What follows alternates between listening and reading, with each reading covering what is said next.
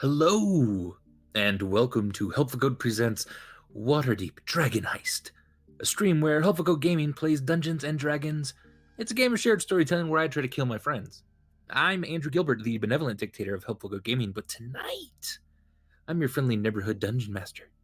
And I'm not alone. With me, as always, is the unbenevolent dictator of Helpful Goat, Galway, playing the kobold monk Squirm. Hey, everybody. Adam, playing the half-elf paladin Silver. Area 51, climate change, the planet can't kill all of us. Lena, playing the half-elf artificer Amelia. Hi. And TJ playing the Yuan-Ti wizard Lysandra. Come, little children, we'll take you away. Aww. I love it. I guess it's worth noting that we are recording this on September 20th, Yes. and it will not actually appear in podcast form until December 20th. Whoa. So that's just context for my really timely Area 51 / climate apocalypse reference. Yep.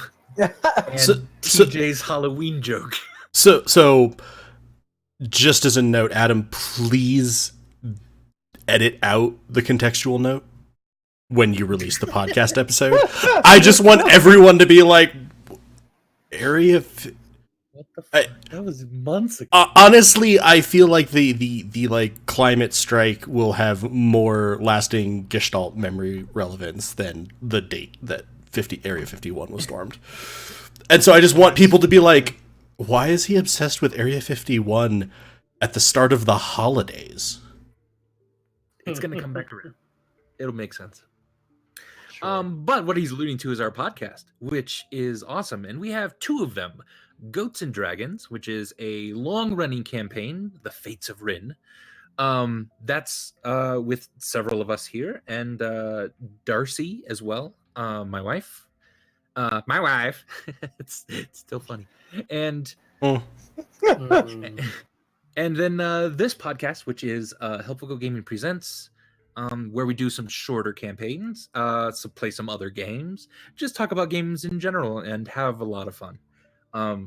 Yeah, if you like us, definitely subscribe to both of those. Leave a nice little comment, or a mean comment, but I prefer a nice one. And yeah, and give us a rating on iTunes or Stitcher. That would be amazing.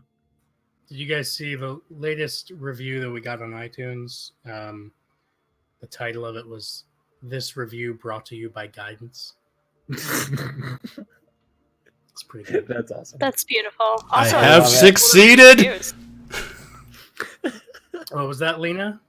It's cool that we're getting reviews. Yeah, not many, but they're there. I think that one was actually from a guy who has his own podcast, Distorted History. Ooh, If I'm not yes. mistaken. Distorted History has retweeted us a lot. Yeah. They're pushing us quite hard. Shout That's out! awesome. Shout out to him. Yeah, what a podcast. And also on Twitch, which we're playing on tonight, we are affiliate, which means you're able to cheer and subscribe to us. And as a reminder, anyone who has Amazon Prime, you can subscribe for free through Twitch Prime, and it's just super easy to link those accounts and get that set up. And hey, if we'd be one of those free follows, free subscriptions you get, that would be awesome. But if not, there's a lot of really deserving Twitchers out there that would really enjoy that subscription as well. And hey, thank you for just follow the channel or just listen to us every once in a while. We super appreciate the support. And if you like what you hear, tell your friends. It's all good. And I think that's all the announcements I have. Anything else going on in anyone's lives that they want to talk about?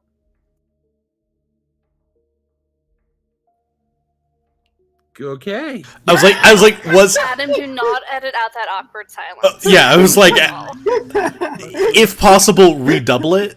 Yeah, no, I was like, sorry, the way you said that, Andy, I'm like, oh, okay, I guess Adam had something. Long No, I pause. was literally asking Or not. other information. Speaking of iTunes anyway. reviews, the Podney Dangercast got a new review. Yeah, how's that? And the review for reads, This is what podcasting is all about. This is a stranger, by the way. I don't know this person. And he wrote, this is why podcasting exists, so we can get really quirky, weird little shows like this one. It is fantastic. Binge the entire thing in one sitting. You will not be disappointed. Podcasts do not necessarily need to last forever. I am excited about this concept of a series that wraps up and is self-contained. Thank you, Stupac_SCPS, which I Googled, and so I do know who it is, and I don't know them. So, Oh, okay. I will be cutting this out of our podcast. Probably for the best. On the other hand, I did enjoy the fact that Andy was like, so does anyone have anything else they want? 15 seconds of crickets. Silence. Comment on that. And then I was like, oh yeah, by the way. Like, wow. Whew. We're on top of things Well, tonight. if there's one thing we're really, really good at, it's timing. Shit, why You you know gotta what? say we're not good at anything? How about we just start the It's for the best. Great. Move it along. Previously in Waterdeep, the group had acquired the Stone of Galore from the Zentarim and brought it back to their manor.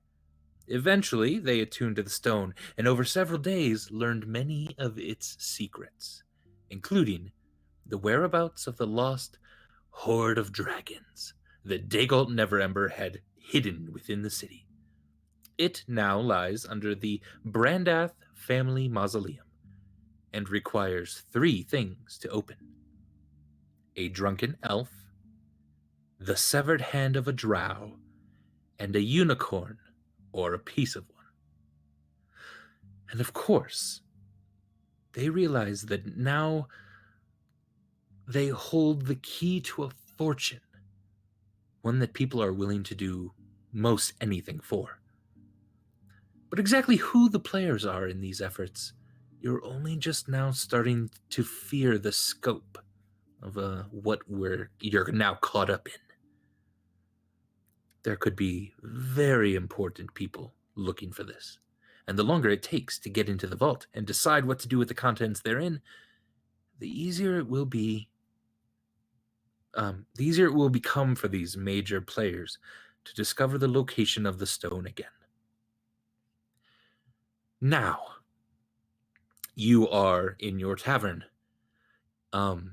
setting up for the next evening's revelries, and you've been getting a decent crowd each night. Not quite as big as the first night you had opened, but every night there are some people that are starting to become regulars.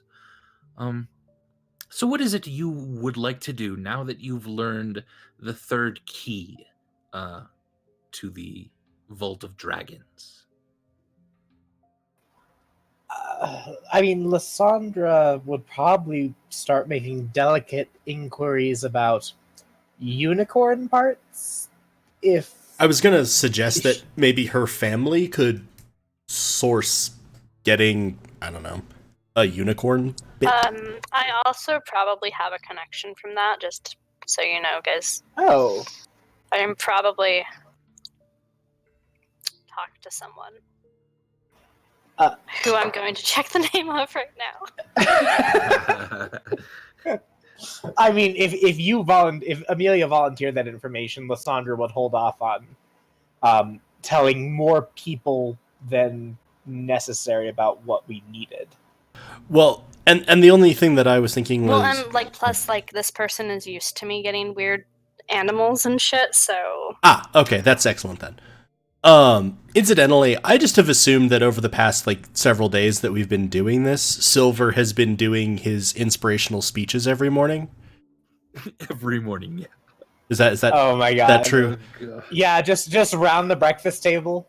Yeah, if you guys would let him. Well, no, I think he still has to go upstairs onto the ladder because Amelia's not going to be coming down. So Just No.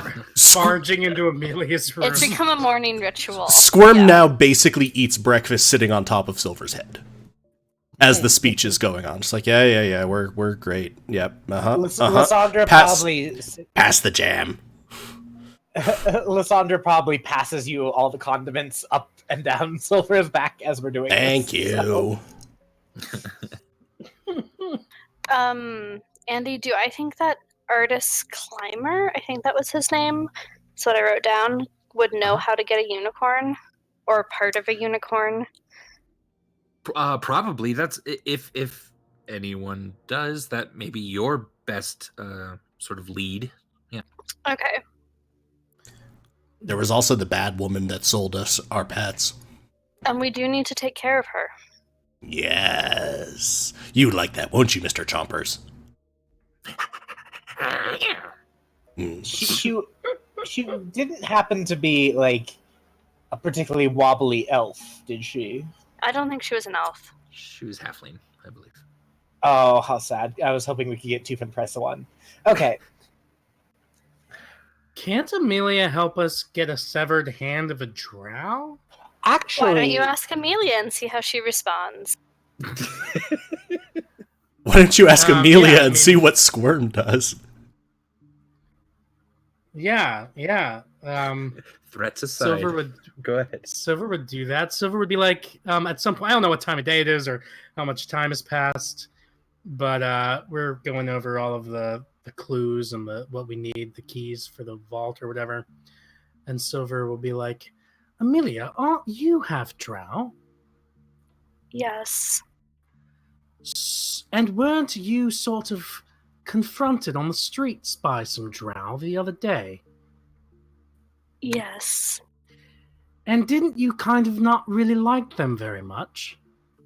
Oh, definitely. They had And aren't you- hands. And aren't you always collecting body parts and stuff in that bag of yours? I'm not collecting them, I'm using them for research. My point is, maybe you can help us find a unicorn.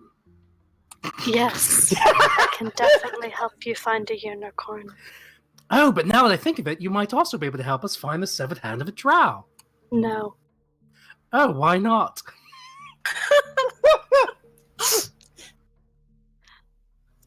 I'm not going near a dragon. Oh yeah, you've got a whole thing about not wanting to go near other drow. Do you know where we could oh man, do I have to cut up another body?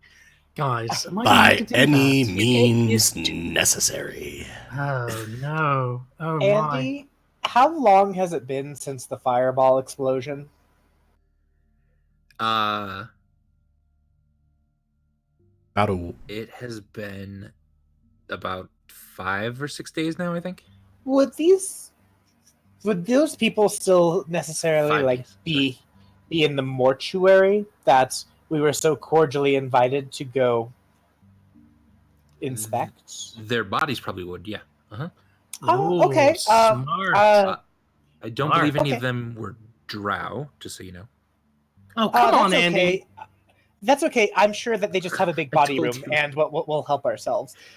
So Lysandra will say, "Well, I could always ask. Is it Sergeant Cromley? Yes. I could always ask dear Sergeant Cromley if we might go down to the mortuary and have a poke around on those bodies. I'm Yes. sure, even though none that of sounds our unfortunate- obscene. I like poking bodies. See, Amelia's into it, Squam. Doesn't Certainly change there what are I some said. drow. But yes, even if there were no unfortunate victims of the fireball that were drow in front of our place, I'm sure that they don't, how shall we say, segregate the dead. So I'm sure that we could find something that was suitable. It wouldn't be unfortunate if any drow had gotten killed. Lysandra will sort of raise her eyebrow at Amelia. Not a big fan, I take it. I see. You know, Amelia, I think you're what they would call a self-hating drow. I'm not a drow, and if you call me that again, you're going to find out what my needle can do. Fair enough. I will not call you that again. All right, so how about we split up to take care of all of these keys? Lysandra, you can go get a severed hand of a drow. Amelia and Squirm can take care of the unicorn, and I will find a drunken elf. Silva, where are you going to find a drunken elf? And yes, I would rather have Amelia's help in cutting something off someone. She's far more experienced and can probably do it far more quickly. Also, as someone who's very familiar with bars, Squirm feels that you will be hard-pressed to find an elf currently drunk who will still be drunk at a relevant time for the opening of a door. Also, aren't you an elf? Silva? Do you think a drunken half-elf would count? Just get you double drunk.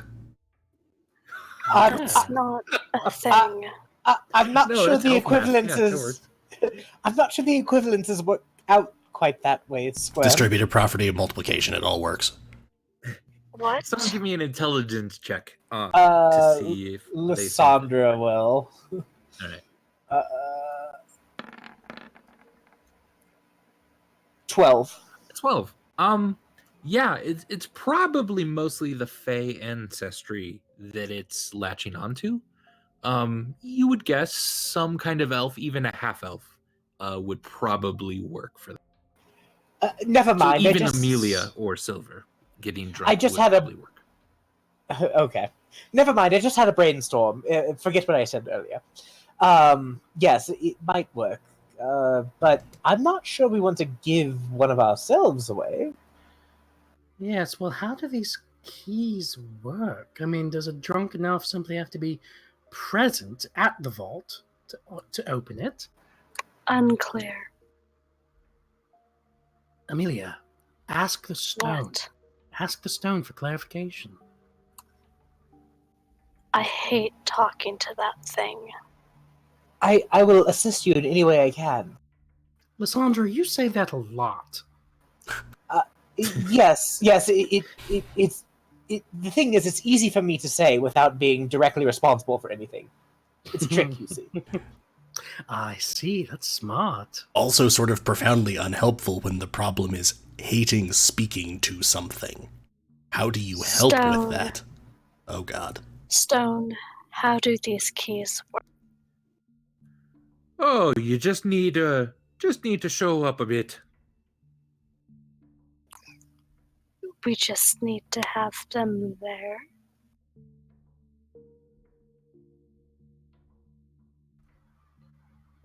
Well, Stone, Yes. we just need to have them there. Okay. No, that was a question. Oh, sorry, I didn't know that was a question. Sorry. Say it again.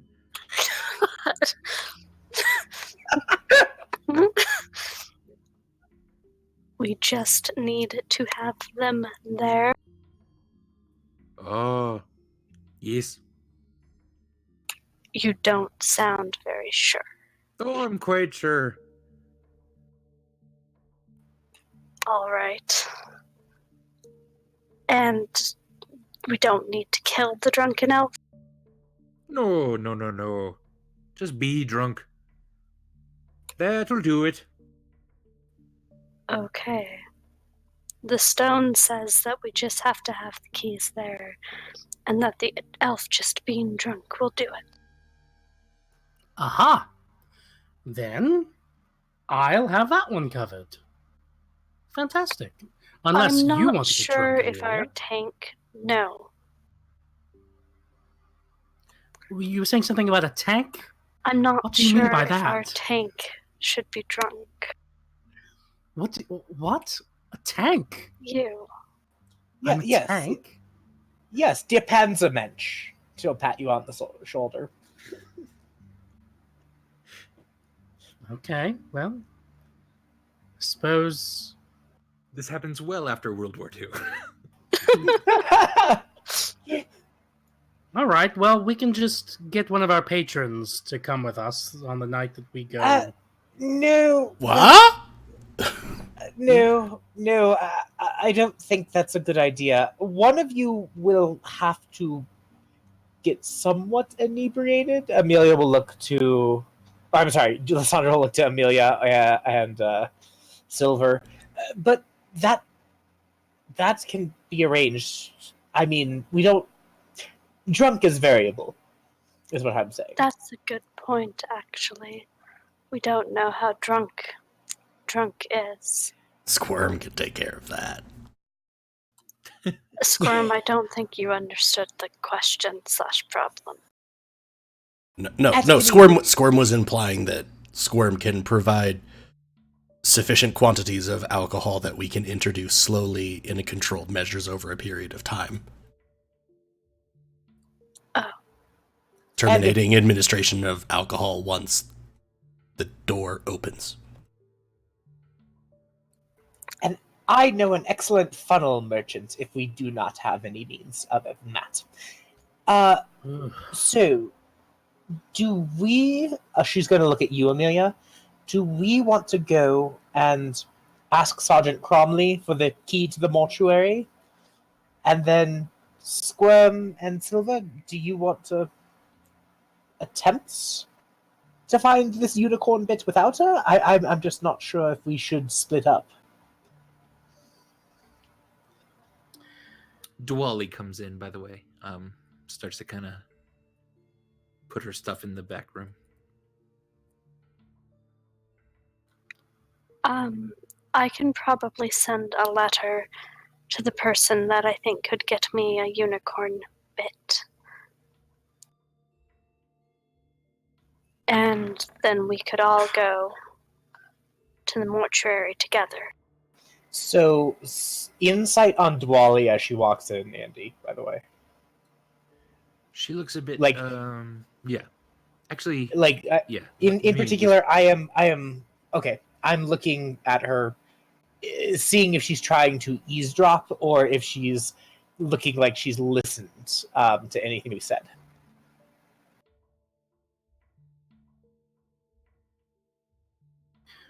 Whisper, whisper, roll 20 whisper. Awesome. All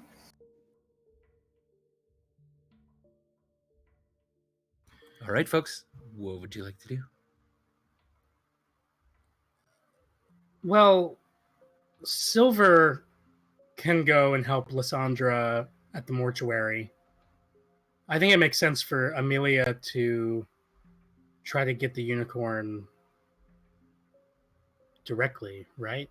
But I think that part of it was the sergeant had said if we had anyone who was sort of familiar with pathology, we could bring them to the mortuary, and the only one of us that fits that is Amelia.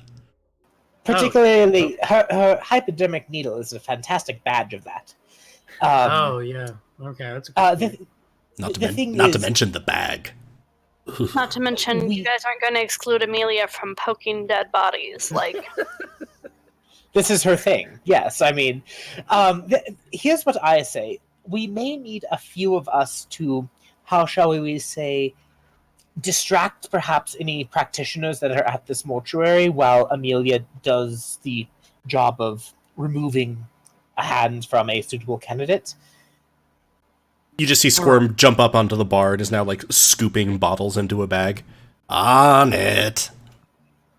So, Amelia, yes, you write a letter right now to send to your contact about getting our hands on a unicorn or a piece thereof, and then all four of us can go to the mortuary and get this party started.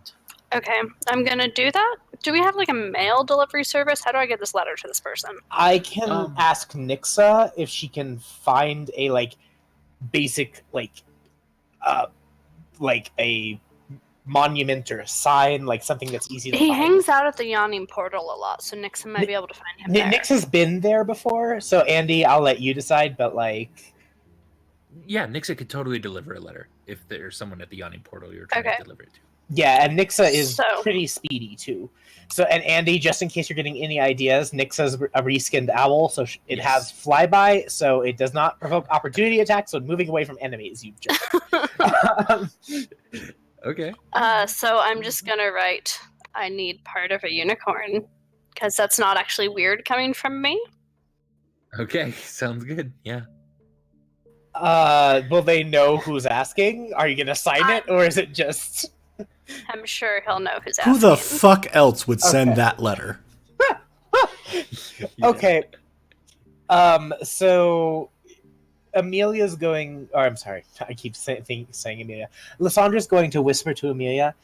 Nixa's form it seems to attract some attention from people who are in the know about the Zentarum. Should we change her before she delivers it?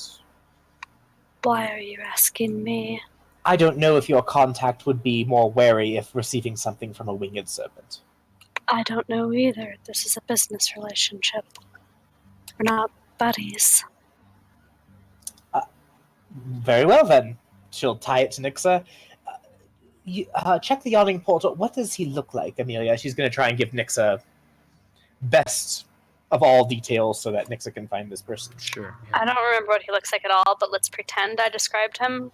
You described him perfectly. Yeah. Awesome. No problem. Okay, Nixa, do your best. Go quickly, and then when you are finished, seek me out at the mortuary. Do I know generally where the mortuary is in relation to the tavern? Yeah, it's the here I can push you back over here real quick. It is just the North Ward City Watch. Okay, yep. So right here. So awesome. Well, that should do it. Yeah, so Nixa's going to speed off. I will also tell Nixa to try and stick to the shadows when she can, and not draw attention if possible. Of course.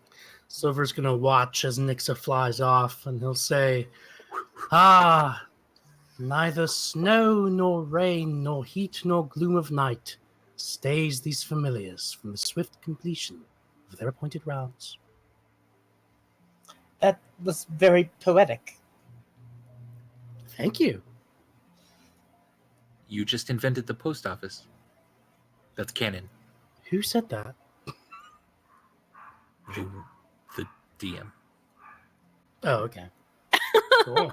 I was gonna say, like, that's fantastic. I love it. So much in the same. So spoilers for Battlestar Galactica.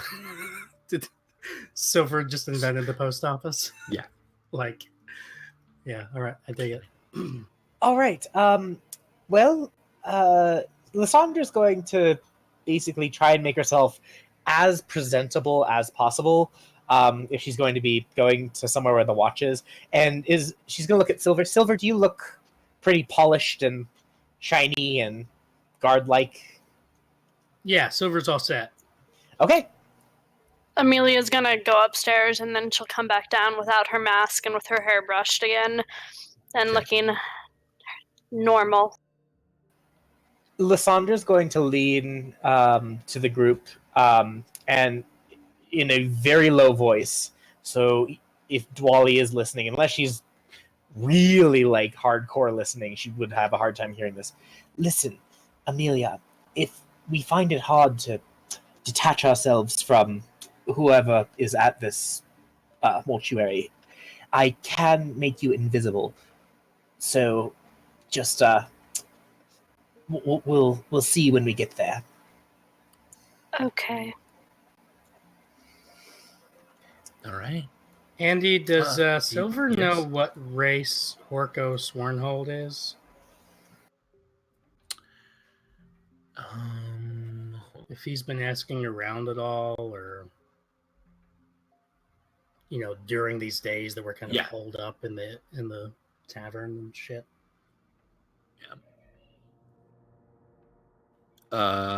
Harko is.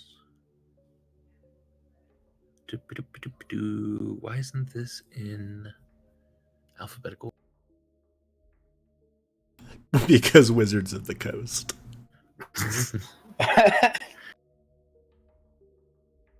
Should I just Google it? That's what I was doing. Not easily coming up. I think he's human. Harko Swornhold. Human? Alright. Well, Silver's casually looking for any opportunity to kill Harko Swornhold, I guess. As long as it doesn't turn into a whole thing, Wait, who is this? Just some evil adventurer. Oh, I remember that. Okay. Yeah. But for now, Mortuary Ho. Does land ho mean you see land? I think so. Correct. All right. Mortuary Bound. Squirm is going to hop up on your shoulder. Mush, Squirm's faith, trusty steed. Lysandra's going to sort of walk in front regally and say, Silver, that was my favorite early 90s industrial band, Mortuary Bound. Ooh. That's good. Because that's totally in this universe. All right. All right, you're making your way through the city. It's a lot warmer today, and so the sort of remnants of the blizzard a few days ago have now just kind of gotten sloshy and sticky on the ground. And you make your way down to the North Ward City Watch, and it's an old building. There are many guards kind of coming and going. This doesn't actually house a lot of the guards. It's just sort of a hub to a certain extent of them. So you kind of make your way up the old like cobblestone stairway into very large oak doors that you open, and there's a very sort of musty old smell that hits you as you wander up to the kind of receptionist area. It's a big circular desk in the middle of a large room, and there is a older woman with really sort of jet black, almost blue hair, and very pronounced eyebrows looking at you. Yeah, what do you want? Hello, madam. Hello. My name is Lysandra Jadegrin. These are my associates. Okay. Sergeant Cromley had told us earlier we were involved with the victims of the Troll Skull Alley fireball incident. Uh-huh. Sergeant Cromley had explained to me that if I had a specialist here, we might be able to examine the bodies of the victims, and she's going to indicate Amelia and her floating needle. I have my specialist with me I'm now. the specialist. Oh God, that needle thing. That's It's disgusting. great, isn't it? It's gross. Wow. Just go downstairs. Go downstairs. Yeah, he said something about you coming over. Go downstairs and it's 2 flights down, and well, you'll see Cleves. She's down there. You'll just talk to her. Thank you. Of course. Thank you. Yeah. Okay.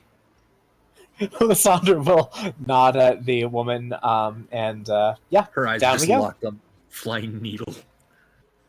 All right, so you make your way down these stone stairs that she kind of indicated on the side of the large room, and the stone gets colder and colder and colder as you go down. Slightly more so than if you were just going underground. There appears or feels a bit something a little bit more magical happening down here. And 1 floor down, there's sort of some offices, it looks like, again. And you're continuing down this spiral stone case until you reach the very bottom, which is that second area down. And it opens up into a kind of a larger room lit by floating candles burning a bright white light. And these candles, you have to they're moving slightly on their own, hovering in the air. And you see several bodies on several different tables, and then what appear to be kind of small coffins, nearly built into the stone of the walls. And you do see a woman working on one of the bodies, and as you approach her, you hear like a, and she just kind of puts down a liver onto the slab next to the body that she's working on. What would you like to do? I guess Lysandra will sort of walk up to her, and she'll look down at the liver, but she'll not falter. She'll just kind of give the liver the side eye. Hello. Oh God! My name is... Oh God! You sneak up on me! Oh God! I thought I was alone. My apologies. I'm sorry. I apologize. My name is Lysandra Jadegrin. These are my associates, and she's going to indicate everyone. Hi. Oh, hello. You're all alive, right? Yeah, I think so. Yes, of course you are. What can I do for you? I'm doing divine sense. Ooh. You sense the presence of strong evil that registers within 60 feet of you, not behind total cover. Celestial, So for fiend, you- or undead. Yeah. You do not sense anything down here. All right, good. I suppose. Just making sure. I suppose an good. autopsy room would actually be a scary place for an undead. So Lysandra How's it going? will quite well. My associates and I, Sergeant Cromley, Uh-huh. led us to believe that we would be able to perhaps examine some bodies here. I don't know what he's talking about, but sure. Pick one. Great. So yeah, You know what's neat about this one? What? This one somehow doesn't have any bones anymore. Oh, wow. Look. She lifts up a leg and is just kind of floppy. No, that is really neat. Where did you get that? Oh, it was some sort of magical accident down south, and they just Down south where? Oh, just like toward the city of the dead, and they just brought. Really? Yes. Look at That's it. so cool. So while It's so Amelia's fluffy. It's so- while Amelia's entertaining that lady, Silver will be looking around to see if he can find any dead drow bodies, or find an entrance to a room where there might be some dead drow bodies. All right, give me kind of an investigation check. Sure thing. 17. 17 investigation. You are kind of looking through. You're sort of peeking over these small coffins that are kind of built into the wall. You do see a drow, male. He has kind of a symbol tattooed on his neck, but is besides a sheet that is over him is entirely naked. Do I see what the tattoo is? Is it one of the Xanathar or Zentarum symbols? It is not. Oh, what does it look like? It's odd. It sort of kind of looks like a spider with crisscrossed arms a bit.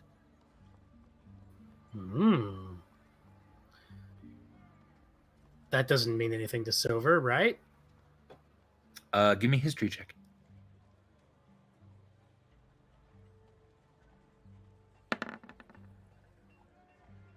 A 10. No, it does not. Silver would kind of motion Squirm to come over and join him. Squirm's still on your shoulder. Oh, cool. All right, you're already here. That's good. Squirm, as it got colder, there was no way that Squirm was going to drop to the floor. I'd like to think that Silver forgot he was on his shoulder and still Yeah. turned around. Like, I feel like Silver was doing the thing of like looking for your glasses when they're on your head. Yeah. Just like Yeah. where, And he was very where? Tap tap. and he was very startled when you like made your presence on his shoulder known. He was like, ah. Can, all right. Can Silver Squirm might do show- something for you? Silver might show Squirm the symbol and see if. I mean, I don't know why. I don't give a shit. I just. Yeah, do your thing, man. What was that roll? the What did you roll? Nothing to worry about. DM? Oh, I hate I rolled this. So do I make a history check if I see the symbol, or do I happen to know what it is offhand? Yeah, give me a history check. 17. 17.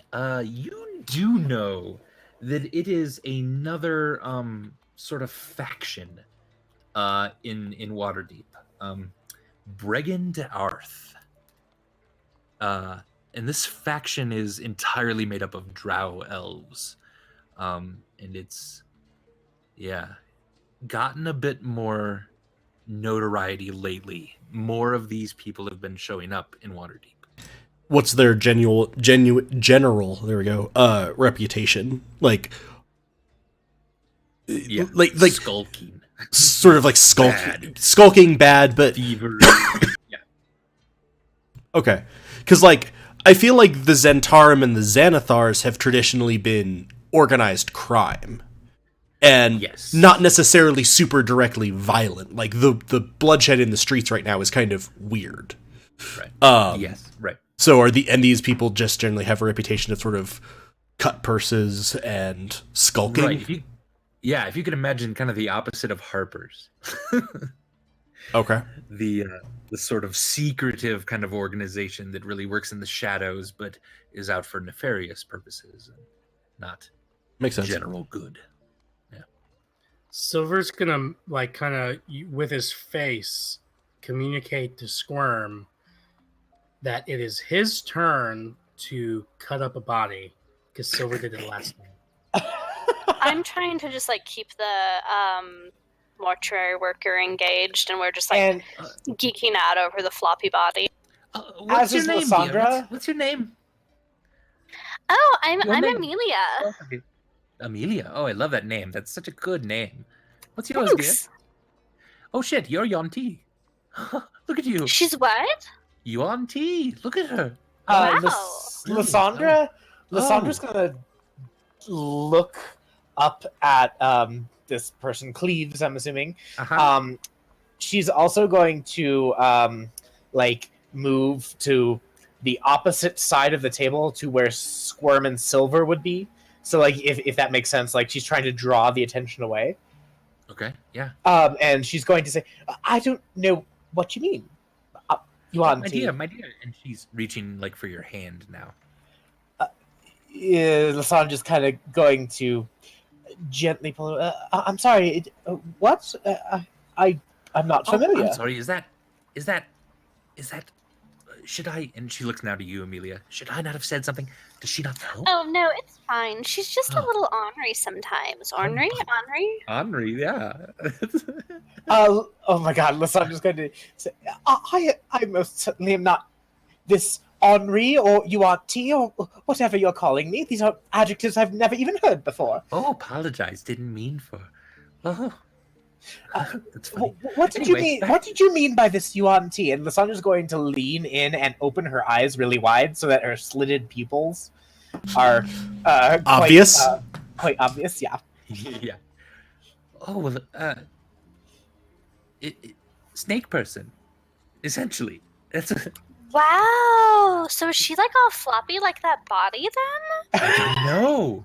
Are you all floppy like this body? I'm gonna try to kind of shake Lysandra to see if she's Yeah. floppy. Yeah. So- So she'll try to shake the other side of her. So So from up on Silver's shoulder, Squirm is going to read the like, I don't know, like face mimery that Silver is trying to do. I'm like, you, and very quietly, you realize Squirm doesn't carry a blade.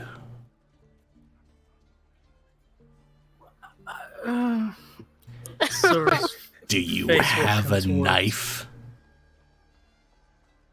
I don't suppose Squirm could even handle my longsword. That thing that's half again as tall as me. I Squirm can use, but not subtly. Silver's gonna like Knife? look through his bag and pull out a knife, like a butter knife from his mess kit, Okay. and offer it to Squirm. Jesus Christ. Better than nothing. So Squirm is going to take the butter knife, and you had said that the body is these are sort of set into the wall, right? Yes. Right. And are the alcoves entirely open? You describe them as a coffin. So is it like Yeah, it's like kind of the sides and the front and the back of a coffin, just not the top? Okay, so Right. Squirm's gonna pop into that as much as possible so that he's hidden. Yeah, if Silver can kind of like just like slide out a tiny bit the coffin, you could slip right in. Yeah, because the top of the coffin side is only about 3 or 4 inches from the top of the slab. Okay. The alcove area. Yeah. Yeah, So I'll we do were that. kind of peering in. Yeah. Trying to be quiet about that, Silver. Yeah. All right, let's get a Well, I mean, also, is that a stealth thing or I could sleight do? of hand? And if Squirm, you want to help or something? Yeah, I'd help him. Okay, so have advantage. I mean, and Amelia and Lysandra are also kind of helping with their distraction. oh, certainly. right? Yeah. They've lowered the DC of this quite a lot. So they've lowered the DC, and I go from disadvantage to normal. Yes. Beca- Yeah. Or you could take sleight of hand instead, which you didn't Right, have which would be disadvantage on to advantage. start with. Oh, and then I'd have advantage on sleight of hand. Yes, sir. Yes. All right. Cool. Yes. Oh! Oh. Crit hit. Silver, you are trying to be very, very quiet. And you are, as you're sort of tugging on the side of this coffin, it just like soundlessly pops off the side of the entire coffin into your hand. You see Squirm just like go right in, and you just very quietly put the side of the entire coffin back. And you didn't have to move anything really, so it was entirely silent, you believe. Nice. Oh, you do have a bit of bone, don't you? You're tall though, aren't you too? Yes, but You see her grab a scalpel at this point. Oh dear. perhaps not now. Could you actually show me? And then she's going to bend over this floppy body. The hand on the far side of the table from where the action is happening with Silver and Squirm. Yeah. Which is Yes. Could you actually show me how the bones are missing? I'm fascinated. Is there like a cavity? Have they been replaced with some gelatinous mass? Like, is she going to look at Amelia? Yeah. Those are good questions. Are they just gone? Very quickly, she takes a finger of the person she's working on, and with that scalpel, just slices it off real quick, and then she puts it up to your face, Lysandra, and she kind of squeezes it, and you do see a slight sort of depression, like where a bone should be. The muscle has not quite formed. It's just like they're gone now. Wow. I know. So this was like done by magic, probably then, right? 'Cause Oh, there's no definitely, injuries? Oh, definitely. I don't know magic that can do that. I Do don't- you? I don't- This is so cool. know? Who would know that? That's horrible. I don't know. We should find out, though, right? That's so I know, interesting. I mean, it would make my job a bit easier if I knew how to debone people. Right? Like, they should be sharing that. That's important to know. So, actually, I am a bit versed in the magical arts myself.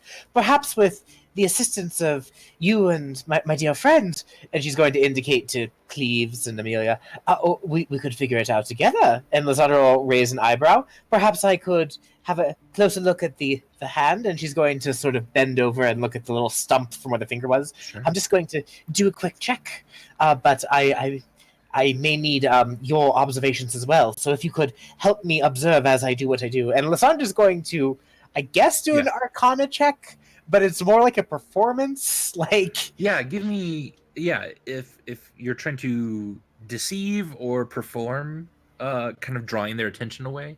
It's more a performance. So the thing is, like, I'm much better at Arcana, but I will perform if need be. I would say performance on this. Yeah. Okay. You're not actually really concerned. 16. 16. 16 is quite good. So Squirm, you've managed to weasel your way inside the coffin. Silver has kind of put up the side again next to you. What would you like to do? Do I think the butter knife in your the butter knife is going to make this easier or quieter than just snapping off one of his hands? Yeah, you don't think it would be quieter or easier than snapping it off. Very, very quietly. The thing is cold. It does have a decent amount of rigor mortis set in. It might be easier.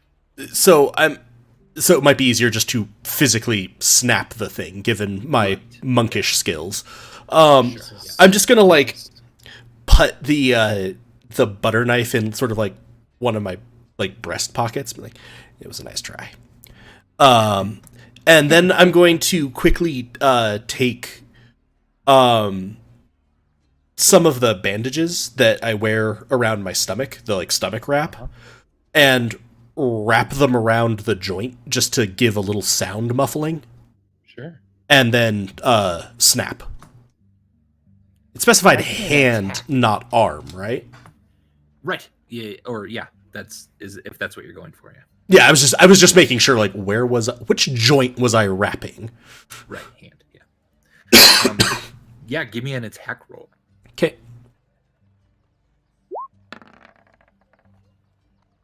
19. 19. Yeah. And then give me a damage roll, just to make sure you can kind of snap this with enough force. 5. 5. Very good. Yeah, that's exactly what I was thinking there. So yeah, you sort of hold this thing up, and then pulling all the energy you can in your fists in this tiny enclosed little area, you just whack, and just the arm like snaps off at the hand that you're holding now, and kind of falls limp at its side again. And Silver, you barely even heard anything at all. You just heard kind of a from inside the coffin. Nice. So I'm gonna wrap the hand up in those bandages. All right. And then I'm assuming that sort of Silver removed the side and it's not like remounted yet. He's just kind of holding it up where it was. Right. Basically he pulled it out by the nails, and he's just kind of holding it there for the moment, I would think. So, and Lysandra is sort of going to say, "By God, this is the curse of the demon neoprene." What? Yeah, yes, what? neoprene. I've only read about it. It's a terrible demon that was imprisoned within a rubber tree, and it vowed to make all like rubber. And she's going to flop the hands like dramatically as she's saying this. I feel like when Squirm hears Lysandra, declaim, "My God," he's like, and time to move. So I'm gonna pop the hand into my bag, because it's a hand that should easily fit inside a bag I can carry and be completely concealed. And then I'm gonna pop back out onto Silver's shoulder. Yeah. All right. And Silver, you kind of fit the nails back into the holes on the side and give it just a little bit of a shove, and it kind of slides right back into where it was, you think. And then Lysandra, give me a deception check. Okay. Ugh. 13. 13? That's pretty good.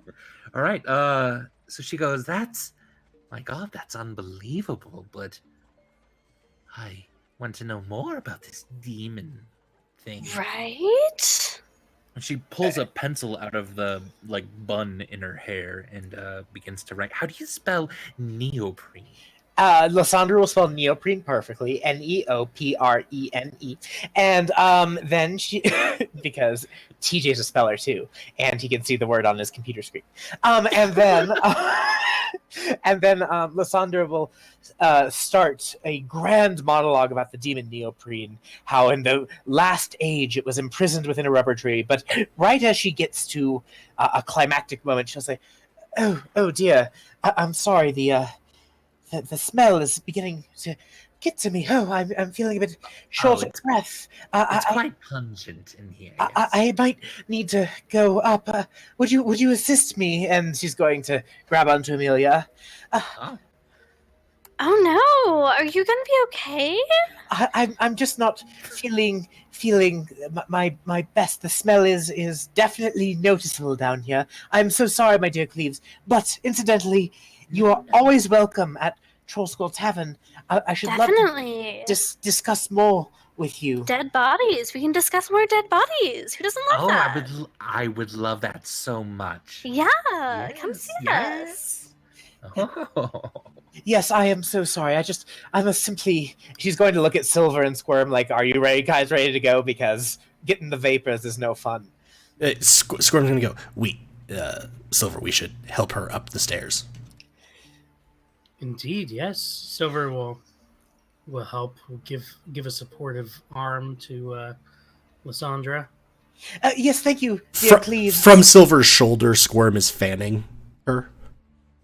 Yeah. Oh Thank dear. you for showing us a great time, though, Cleves. Shit. Oh no worries at all.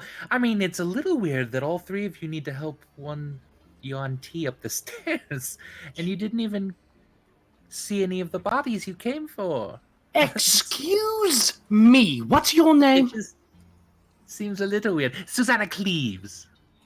Cleves? Yes, How Cleves. dare you? How Oh, dare you suggest? oh my. Lysandra's going to start hyperventilating, like, "I need to leave now." Squirm's going to Squirm's gonna sort of try not to be too hard on her, buddy. She may not understand Lysandra's conditions. And then move to help Lysandra up the stairs. Look, I'm just saying, it's a little weird, that's all. I'm not one to judge, necessarily. Insight check on that last creepy ass comment. With a 3, I'm three? busy getting the vapors. I'm just. Yeah, you don't really pay much attention to her. Hey, And everything's she doesn't seem to be stopping you. She's just watching you sort of oddly intently go up the stairs now. everything's a little weird sometimes, right? And I really did enjoy discussing the floppy body with you. And I'd be really bummed if we couldn't continue this budding friendship over dead bodies sometime. So I hope it'll be cool. Lysandra's going to turn back. Would you please just keep the bodies that were the recent victims of the Troll Skull Fireball as fresh as you can for us? We'll be back to examine them later. Of course. Yes, because that's certainly the only reason you're down here. Right? Right. All right, well, have a good day. You too. This was so much fun. It was fun, yes. I'm And gonna with go that, upstairs. yeah, you head on upstairs. Silver, she with a 12 insight, she seems a little odd, but she seemed very odd to you this entire time. It could just simply be working with these conditions for so long has just made her odd. And yeah. Specifically, when she was saying the part about of course, that's the only reason you were down here. Do I get the sense that she is likely to report our strange behavior to her superiors? with a 12, you can't tell the difference between just her being odd and any sort of secret motivations she might have. Yeah. Okay. Silver will just stare sternly at her Okay. as he joins the other three. You all make your Upstairs. way, up the stairs, a bit nervously, but you get to the top of the stairs, and the receptionist is sort of chewing on some hay and looking really intent on that. She doesn't even seem to notice you come up as well. Lysandra will keep up the vapors thing as we're going out. So then you make your way outside the city watch with a drow hand in tow. What next, folks? One down. Lysandra will sort of immediately straighten up and say, I think that went well. Shall we I don't think get it back? did, but at least we probably got what we need. I hope we Do you don't have to keep talking like that. What?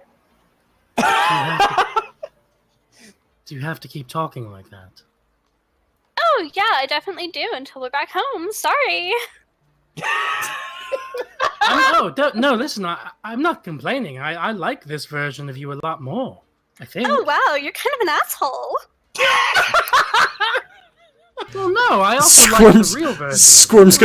Squirm's going to hop over to Amelia's shoulder. We have what we need. Can we please go now? Yeah, definitely. Squirm Lysandra. does not like being around that many bodies Squirm didn't make. That's weird. Is there any sign of Nixa flying towards us? Flying toward you? No. Okay. I take it that did not take that long. Not super long. No, it was, So it's not weird that Nixa's not Not- back. yeah, not like 20 or 30 minutes, probably. Okay. So yeah, back to the tavern we go. Quick you've- perception check. Is anyone following us? Okay. 24. Ooh, 24. The 24 perception, actually. Let me do another whisper here real quick.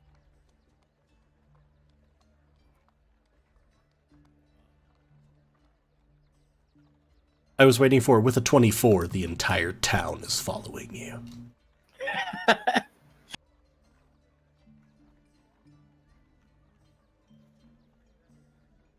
There you go.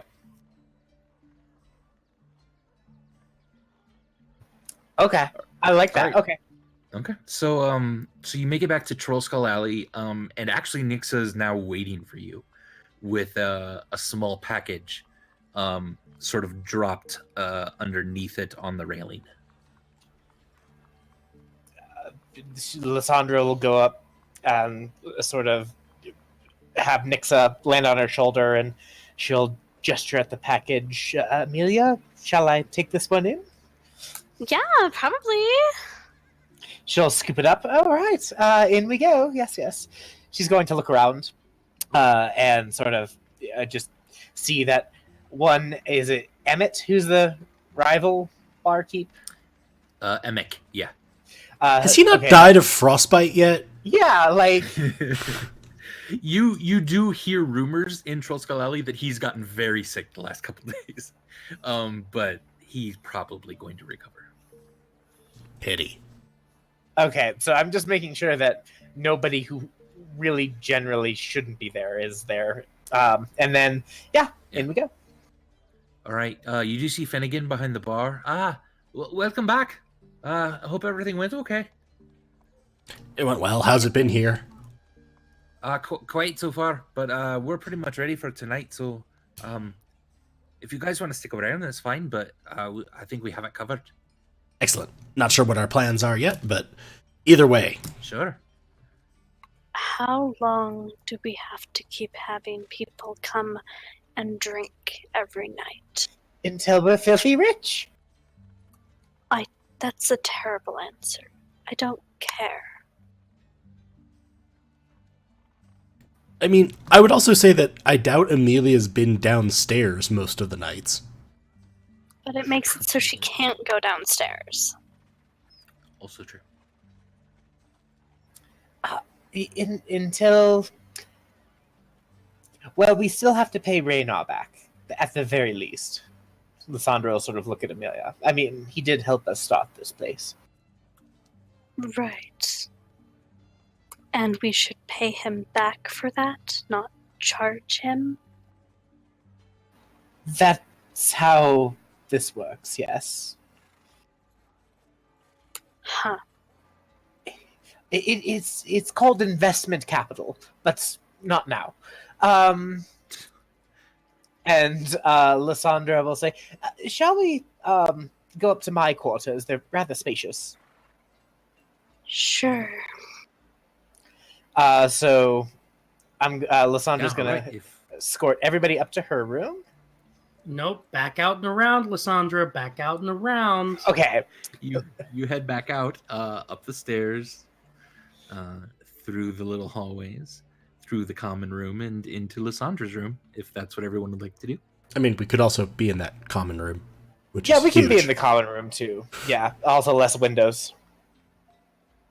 Very true. Lysandra's going to lock the back door and draw whatever curtain she can. Excellent. It is fairly dark in the room. With you'll have to She will light lay a the- torch probably. Yeah, Lysandra will torch some things into existence with her flame control, and then Okay. she's the light looks oddly green and flickering of snakes, and then she's going to put the package that we just received on the table, and say, "Who wants to do the honors?" I can. Very So well. I'll open it up.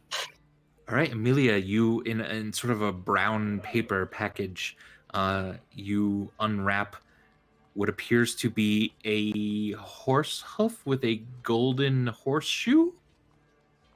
And the small note scrawled in common that says, "You're in luck." He didn't write how much I owe him or anything? No, Weird. Do I think that's weird? Is this how our business It's- relationship usually goes? a little. He's not as concerned about money as much as some of the interesting things you're finding out for him, because you're also sharing a bunch of information with him Okay. about some of these findings. And every once in a while he'll charge a little bit if he's in a pinch or something to continue the relationship, but generally for one-time little things like this, if he has access to it, he'll just give it to you. Okay. How Do little I think this is is actually a unicorn horn? yeah? Or hoof? You can give me a nature check. Lysandra 7. will examine it too. Okay. 17 for Lysandra. So Amelia, you're not exactly sure. You've never come across a unicorn before. It's not something you generally dabble in. But Lysandra, your family had a unicorn for a little bit when you were growing up, and you believe this would be something very similar to that. Yeah. I absolutely hated her. Her name was Mitzi, and she bit me when I was 5. In fact, on closer inspection, this is the same color coat and everything that Mitzi had. Oh. So Lysandra will say, Mitzi, I've missed you, and she'll sort of hold it up. This seems like the genuine thing, and she'll sort of get a nice little smile and faraway look on her eyes, like Right. she's finally gotten one over on this damn Mitzi. Squirm is incidentally scratching his back with the drow hand. Okay. Yeah. Ugh. It's still kind of cold and stiff. So, I guess we're good. I would say let's consider figuring this puzzle out sooner rather than later. Somebody's going to come for us if we keep waiting. She'll sort Do of we look want at every... to go tonight? I would say tonight would be best insofar as Finnegan has the bar handled, and So, As a quick aside, sorry, just as we're scheduling this, and this is sort of to Andy, you had said something to us a while back regarding, and particularly TJ, regarding like shopping in the city. I personally didn't come up with this because I've been sick the last 2 weeks. Is there anything that I could have quietly or sort of not subtly, but without raising a great fuss, acquired that would have been useful for me as a monk in terms of like magical items or anything? Yeah, probably. Especially now that you've come into a bit of coin. Yeah, I was gonna say I've got about 500 we- coin, so Yeah, that would buy you an uncommon between about 2 and 300 would buy you just an uncommon magic item of some sort and that you could find somewhere in the city generally. okay. I might look at that, and I was even going to have suggested that I might have tried to source that like through Lyssandra's family, so it might be a little quieter, even. Yeah, Lysandra, if she had any family connections to sort of magical merchants, if like her family were clerks for some of the larger dealers in town, something like that, she would definitely pass any connections on description. I You also do know would have that- been looking for a magic heavy crossbow. Okay, probably about 400 gold pieces, and you could acquire that, Amelia, somewhere in town. Also, Corellan's Crown, which is in Troll Skull Alley, does have about 5 or 6 different kinds of potion. In case anyone would like a potion of animal friendship, a potion of climbing, a potion of healing or greater healing, or a potion of water breathing. Those are all available there. How much would a potion of climbing and greater healing be? 50 for climbing, and greater healing is 250. So 300 total. Lysandra will buy a potion of greater healing and a potion of climbing. Okay.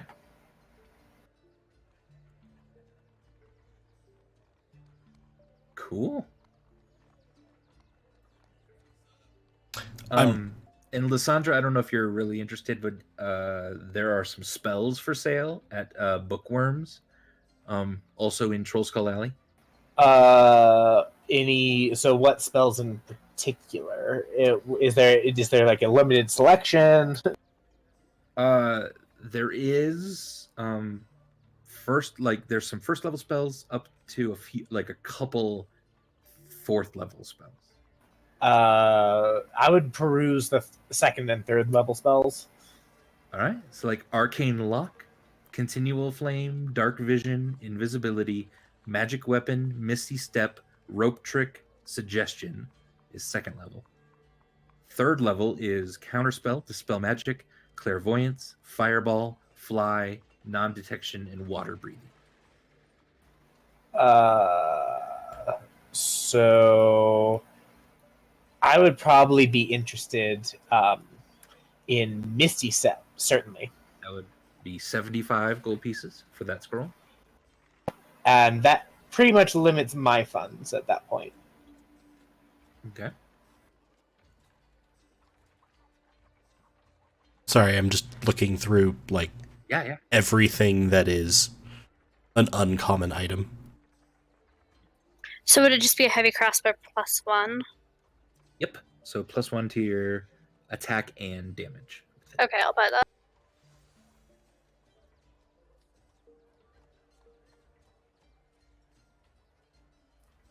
Awesome.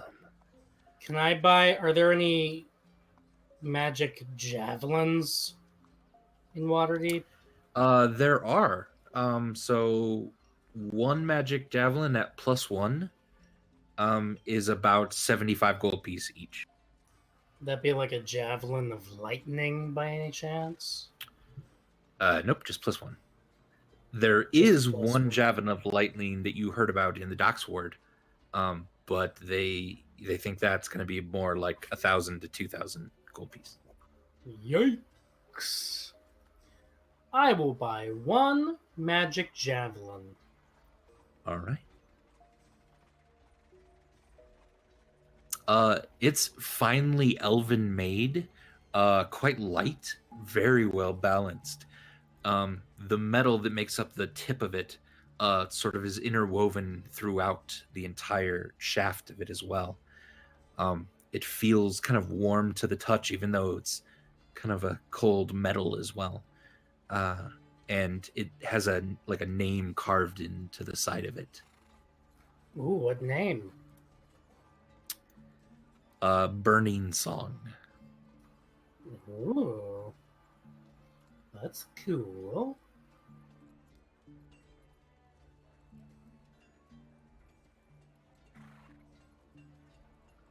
All right. Awesome. So what's the plan, folks? You do have all 3 keys to open the vault. There's a little unfinished business about just knowing who is pulling strings here, and knowing what the sort of mechanical thing was in that windmill a while ago.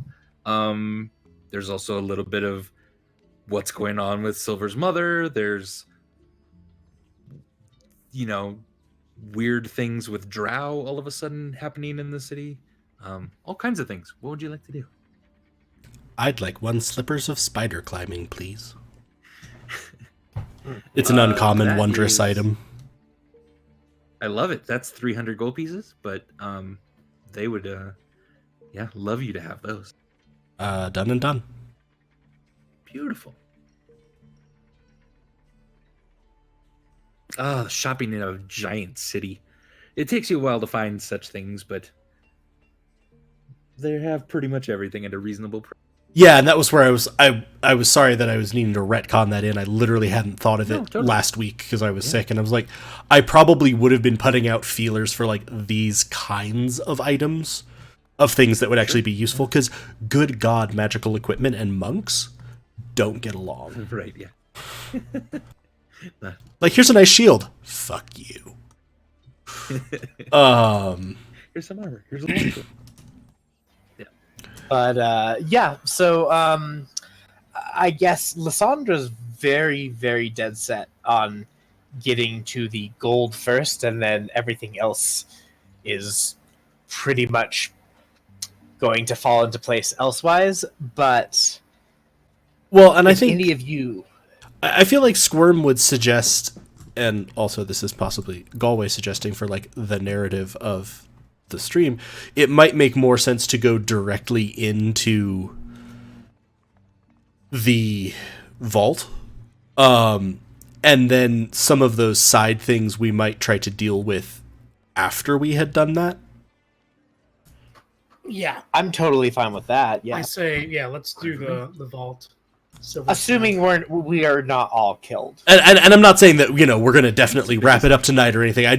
I was more just going for, I think it makes a little bit of sense to Squirm to say, well, look, Writhe is worried about our safety, and she's right. This thing is causing problems with our safety. If we resolve this and then sort of write it off however we can, push the danger onto someone else, then we might be in a better condition to, figure out what the hell's up with Silver's mom. Consider the reasons for Drow being up here. Murder an abusive pet seller. Silver vaguely suspects that they're going to maybe be watched and followed, specifically perhaps by the whoever was manipulating the mechanical Temple of Gond construct. And so he is kind of inwardly hoping that he'll be able to resolve his oath of vengeance while going after the treasure. Maybe. Why not? So you want to meet the maker of the coin-operated boy. That's what you're saying. Yeah. I love that song. Yes. But so we're fine. The tavern will operate smoothly without us, and You believe we so? Yeah. want. Would it be worth like us trying to start out business hours here at the tavern and like kind of make it seem like we're hanging out here tonight, and then like act like we're We've going been into called like away somewhere. Yes. well, or try to make it seem like we've gone into like the kitchen or something, but then like sneak out a window. I don't know. Or if there's like another way out of the cellar. I don't know, that almost feels like that could also increase the risk, given that our regular clientele probably include a bunch of people who are interested in this, like the sergeant Yeah, that's fair. slash the guy bankrolling us. Like I kind of assume that Rayner has showed up a couple more times. One more time, yes. So it also might be worth not like the thing about it, and I like the idea, but the problem is also if anyone sees us, it flags it as suspicious automatically. Yeah, no, absolutely. All right, so here's a question, Andy. What has been going on with Randall's body? Is he still in the mortuary? Slash, is he eventually going to be buried in the City of the Dead? Or Yes. has he been? He you probably asked while you were at the North Ward City Watch. Yeah, that would have been and really you're- good role play. Let's Yeah. say I did. We'll say you did. You just heard from one of the persons that his body was claimed by your mother. And that's all I know? Probably for burial. But you also haven't heard anything. Yeah. But so would I know whether or not he would be buried in the City of the Dead? Yes. That your family has a mausoleum in the City of the Dead. So I wonder if that could be a good cover story, or like, not to make a big show of it, although that would be Silver's inclination. Would be like, But that's, if asked, that's the reason we're going. Absolutely. Lysandra would say that that's a fantastic cover story. Makes good sense. I also just wanted to double check, sorry, on one thing. What potions did you buy, Lysandra? Of the ones that were available? Lysandra has a potion of healing, greater healing, and a potion of climbing. And what were the other ones that were in? Sorry, Andy? There was a healing? Healing, greater healing, climbing, water breathing. I can look. Hold on. Sorry. I also should note I still have a potion Animal of healing too. Yeah, and animal friend. What would the healing and the water breathing run me? Water breathing is 250 and the healing is 50. So, Squirm, Ugh. if you want a healing potion, Lysandra will give you. I'm just going to buy it the extra, honestly. I'm just going to get the extra healing potion. Okay, because I have the other one that we found in the bag. Yeah. I'm going to go ahead and say it might be good for us to have more healing potions. Okay. Not less. Going into the sort of centerpiece, the raison d'etre of this campaign. Okay. I'm starting to have second thoughts about like us being open about the fact that we're going to the City of the Dead. Because like while it is a good cover story, yeah. But like if we leave that information with Finnegan or something. Oh, I wasn't suggesting we leave it with anyone. I was actually more suggesting, if they saw us in the City of the Dead, that was why we were there. Right. Okay. So we're not telling anybody to like, we're not spreading that around or anything. No, I wouldn't. That's our reasoning for being there. Okay. Fair enough. If we're caught there. Yeah, we're not caught there, but if someone sees us there, I would say that's why we're there. But I wouldn't necessarily. Who are these NPC tokens? Are these just patrons of the tavern, Andy? Patrons coming in. Yep. You can hear some stuff downstairs now, kind of getting started. little bit of music. I mean, to be fair, we also don't actually have to go through the tavern at all, because your much derided external exit for our private rooms actually serves us well here. We can leave 100%. Off of the side that has no windows. I say let's do it. Let's get on our way. Yeah, I mean, unless anybody else has any objections, Lysandra's totally fine with that. Silver, you hear a sneeze from someone outside the kind of door, like where the stairs are. With a passive perception of 16, would Lysandra also hear it too? Also Lysandra, yeah. Almost like she's just kind of casually walking around the room, sort of talking to herself loudly. Well, I'm not sure, like, I do think that the red curtains are best for my room and whatnot, and she'll sort of go over. Can I see anyone out the window? You mean this window? If you're over here? Yeah. On the western wall? Yeah, so I'm sort of... you can't. No, not really from this angle. Silver's just gonna go out and investigate on his own. I'd also like to say, as Lysandra is walking around now loudly exclaiming about curtains, Squirm is going to look at Ryth. Has she had a stroke? Probably. All right, Silver, you open up the door, and you see someone just on the corner of your business with a like a kind of a large burlap bag, and they have their back to you, and they're kind of hunched over the bag, and they're like, come on. Excuse me, can I help you? Do you say this loudly, Silver? Yeah, loudly enough for that person to hear me, at least. Lysandra's going to sort of gesture to Squirm and Amelia. We might be needed outside. Standing up very quickly and turning around is Emmek. And he says, yes. There you are. You. I was wondering where you were. Okay. I'm right here, Emmek. Good to know.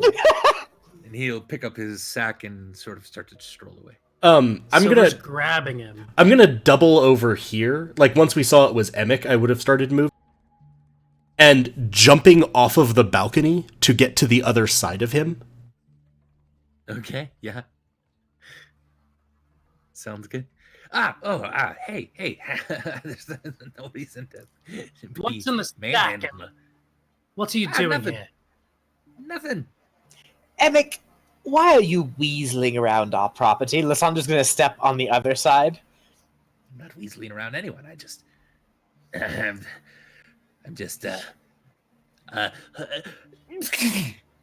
sorry. I have a cold. Tell Squirm, Emmek, if you had to pick a favorite kneecap of yours, which would it be? My left one.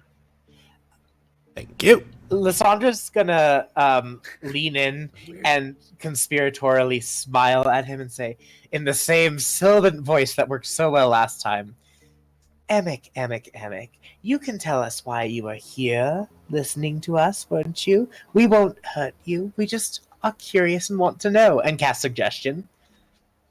Okay. Let me pull up suggestion.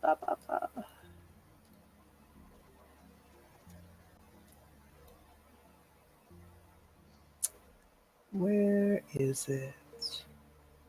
I think it's a wisdom save. There we are. Yes, it's a wisdom save. Okay. He got a 16. He just saved. Kind of shakes it off a little bit and points at you. I don't know which. Are you sure that's a cold and not allergies, perhaps? I'm sure. Are you sure that there's not something living in that bag, Emmek? that's ridiculous. And he'll hold the bag really close to him. And now, Squirm, you can see the bag just kind of moving a tiny bit. So, how is he standing in relation to sort of the three of us? Like, is he facing me? Is he now facing Lysandra and Silver? Right, Silver at this point, since he was talking to him. And is the bag on his back? It's kind of tucked to his side, but that's leaning closer to you. Yeah. I'm gonna very carefully poke it with my scabbard. Okay. You give it a jab there, and you hear a. And to you, this sounds kind of like a mess of rats, maybe. Silver? Yes, it sounded like rats to me too. Oh, no. Squirm was going to ask if you would be so good as to submerge his head fully in the bag. That's a good idea. I like that. What do you think about that, Emmek? I think that's a horrible idea, really. I don't think anyone should do that. It's just a normal bag, nothing in it. But... Lysandra's going to look at Emmek. Were you attempting to put vermin in and around our tavern? And she's dangerously cold now. And Amelia, as they say this, you see a rat kind of scurry out from a hole where Emmek was standing a minute ago. Oh, hello, rat. It kind of looks at you and then scurries away into the slush. He might have been getting the rats from that hole. I don't know why he would, though. That's it. I was I was getting some rats from your establishment. That you had too many. I noticed the other night I was here. You had so many rats, and I told everyone this place has tons of rats. And they said, "Well, Emmek, you should do something about it." And I said, "You told everyone that our establishment was rat infested." Yes, and then I felt bad, so I'm here to take them all away. See, whole bag of rats right here. Silver again with the suggested course of action.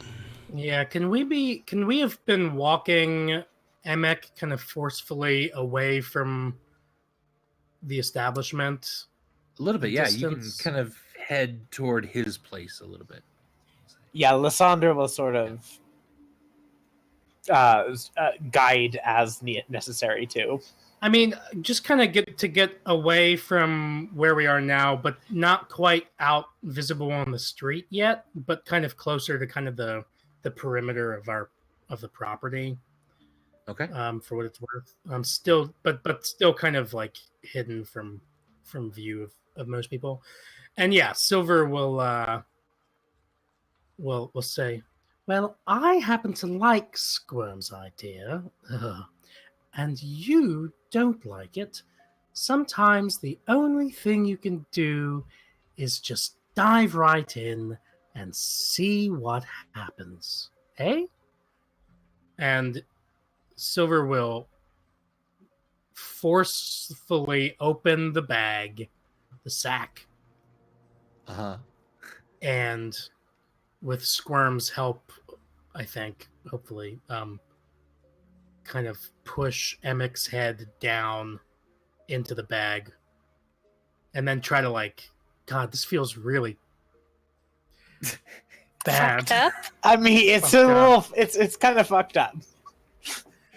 He's not a strong man. He seems weakened by a cold. You kind of push his head into the bag and he's like, Is he? Yeah, I mean, I guess we're not even trying to get information out of him at this point. Lysandra's going to lean in and say, "Emmek, my dear, if you ever threaten our establishment's reputation again, we'll make sure they gnaw more off than what they're gnawing off now." Deal. Okay, deal. I'm sorry. Silver's gonna look to Squirm for permission to take his head back out. Squirm will nod. All right, yeah, Silver will release him a little bit. Take this, but he's gonna take the sack. Okay. Incidentally, Truce, before right? Truce, you don't mess with my stuff. I don't mess with yours. Hey, That's fine. Okay. Well, okay, I'm not letting him go yet. I want to. Okay. Let's say that. Okay. How about this, Emmek? If you take this sack over back to your place and release these rats inside your establishment, then we're even. What do you say? I Or you could put your head back in the sack. Those are your options. From behind grab the him, sack and put his head back in it. Wait, he puts his head back in it? Yeah. All right. What now? Jesus. Squirm sees why it's your favorite knee. Well shaped. It's a solid Are the- kneecap. This is making me uncomfortable. Are there rats in there Yeah. attacking him? I'm not really attacking him. Not yet. do you have any All of right, that well, so- cheese left, Silver? Always. Yeah, Silver might put in a few pieces of cheese in there, I guess. I feel at this And then- point you have like a semi-magical item of like the chainmail of cheese production. Yeah, and Andy hasn't stopped me, so that's too bad. No, it's canon. You always have cheese on you. Yeah. You might rub it on his face first. I don't know. No, Oh, my God. at this Squirm is probably just going to like put the bag upended almost so that it's on him and then just kick him towards his establishment. Yeah, Not I say we're, damaging, like, not damagingly, just like Right. boot in the ass. Right. I think we're Right. guiding him or pushing him to like go into his establishment with the sack like over his head.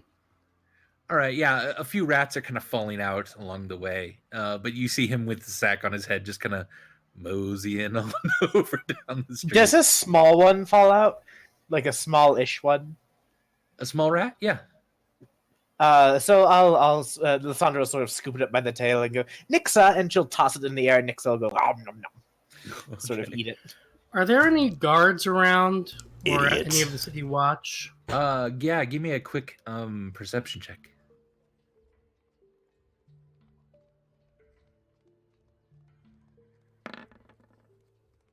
17.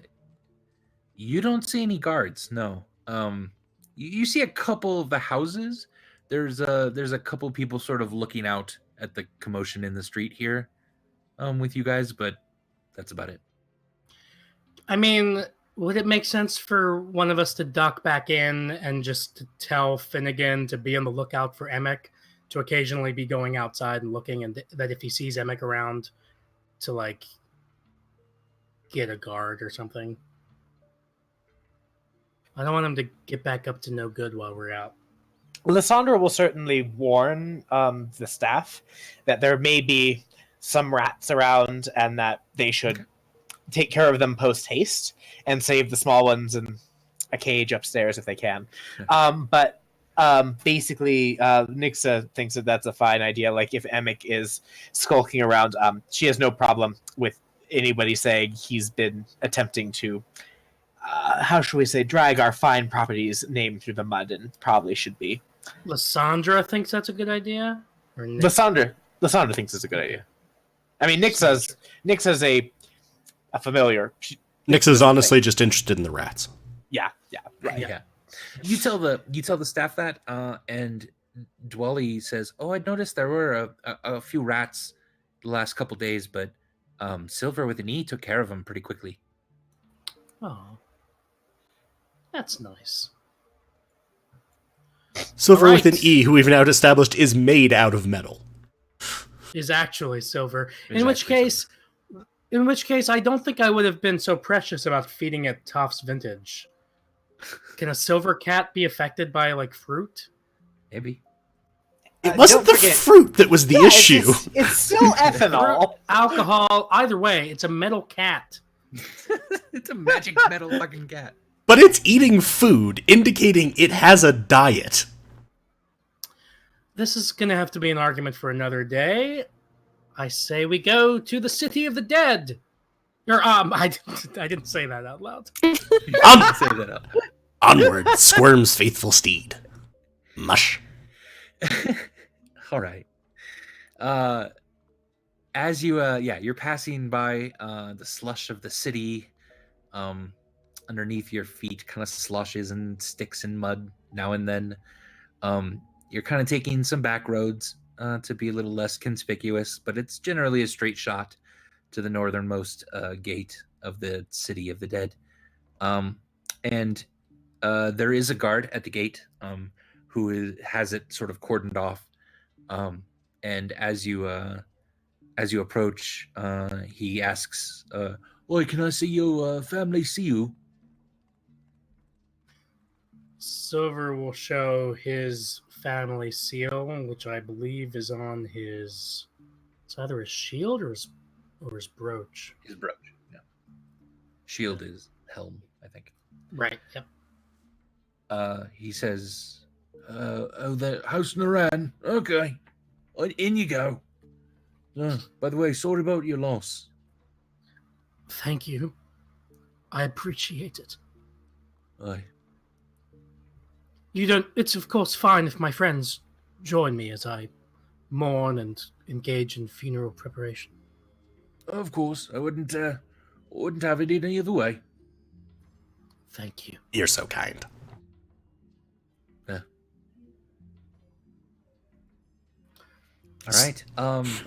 Yeah, the city of the dead itself is an immediately peaceful surrounding in a sloshy, messy city that you have just kind of made your way through.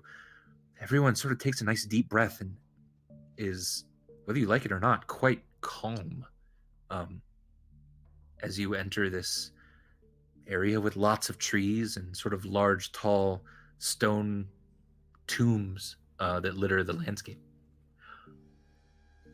What would you like to do? And so it is with great calm and serenity that I slip the first chunk of tavern pudding into Silver. Wait, did we agree that the tank is going to be the one to get drunk? Your job is to attract attention and absorb damage. Her job is to think, make plans, and wield arcane energies. If one of the two of you has to be drunk, I know which one Squirm votes for. Squirm knows which one Squirm votes for. Not getting drunk. Okay, well, fair enough. I will take one for the team. It's going to be a Silver will lot kind of more than one, buddy. shake out his arms and gonna act like he's really making a deep personal sacrifice for the group. Second chunk. And Squirm has actually portioned out pieces of, like, tavern pudding so that he feels like he can kind of control the drunkenness. Okay. Yeah. Give me a... Squirm give is me Mythbusters-ing this shit. Yeah, give me a brewer's kit check. To be gauging Silver's like weight and some blood 16 alcohol level here. 16, very good. Yeah. Yeah, you feel pretty confident that you after having served Silver several times now, you can pretty much tell how much it's going to take to get him drunk. But not like sloppy. As this is going on, Lyssandra's keeping an eye out. Is anyone sort of watching us? If they are, maybe like trying to be more nonchalant. So perception of 25. Interesting. Another whisper, huh? Another roll 20 whisper? Let me Oh man. Secrets.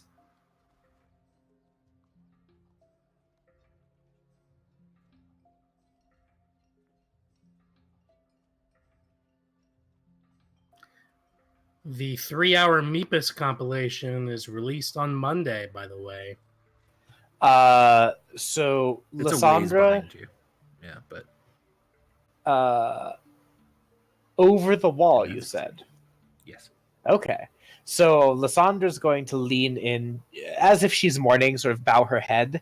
But as she does, I'm assuming like she's probably standing next to Amelia, who's masked, and she's going to whisper out of the side of her mouth, "A dark figure just jumped over the wall behind us. Don't look now, though."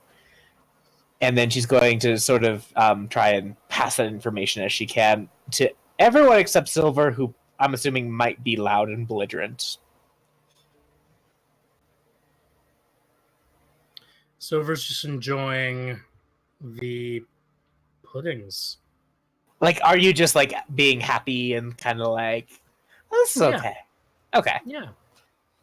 Squirm knows. I mean, I feel like with that 16 Brewers kit, not only do I know how much to give him, it's like Squirm knows what Silver likes to drink.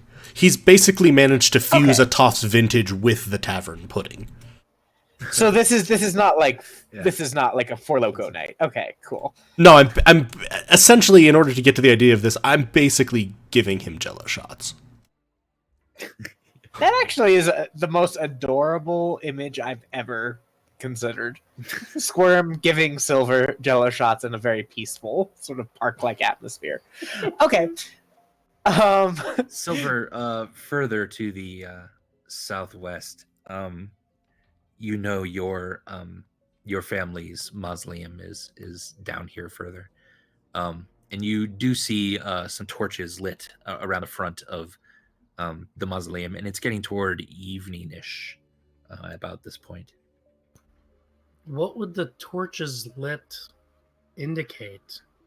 It would, in the City of the Dead, it generally indicates that there's a service of some sort. Oh no. Oh, this is bad. Because if Silver's getting drunk, he's definitely gonna be trying to go over there. Hate to tell you guys. Silver. Squirm needs you to focus. Silver's bell. Silver's bell. Guys, what if Mother's over there? I could ask her about what's going on, about all of her secrets. You actually don't see any people. You just see torches.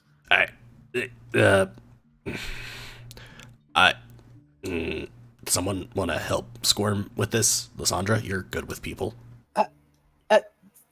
I'm not sure I'm good with this. Silver, perhaps now is not the time. Remember, we have something else to do. Silver's just gonna mope and just kind of go floppy. It's okay. Have another drink. It'll make you feel better. Where does Squirm feel like Silver is on the drunkenness? He's gonna get there pretty soon. Yeah, probably one more should do it. Can we steer him towards the mausoleum? Yes. I'd really prefer to do this with a minimum of liquor required. Yeah, absolutely. So, yeah. So Lysandra will sort of half like, she'll sort of put her arm around his one side, like her arm around his shoulders on one side. Yeah. Come on, Silver. Okay, let's do it. You walk in a small path now, even a bit overgrown, toward the south entrance of the Brandath family mausoleum. There's a giant oak tree to the right of the entrance. 6 small little pillars with busts of famous members of the Brandath family stand out front, and then up a couple steps, 2 large stone doors to the mausoleum area. And actually, with that, why don't we take a little break? Go to the bathroom, get a drink before we get into whatever this mess is going to be. Before we are hideously murdered. Yes. Hideously murdered. Right, yep. Sounds good. We'll be back in just a couple minutes, everybody. I love it. See all y'all in a bit. All right.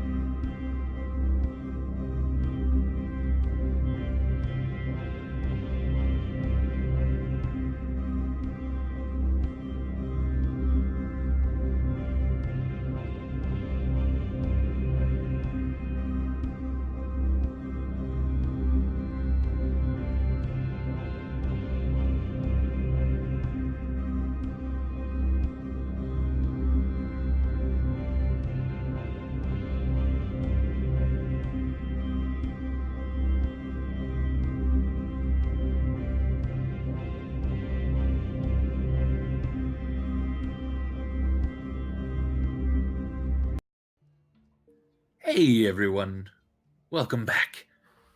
You'll notice that we are in a different spot, right outside the Brandath Mausoleum in the City of the Dead. So folks, what would you like to do? Now that Silver's starting to get a tiny bit tipsy. Didn't we have a warning about the oak tree? That like Warning, or you had Squirm, you had heard that it sometimes moves. yeah, and that like it hits people that hung around too long. Yeah. Kind of slaps him. So I'm gonna actually, Lysandra, see if you can open the doors. Okay.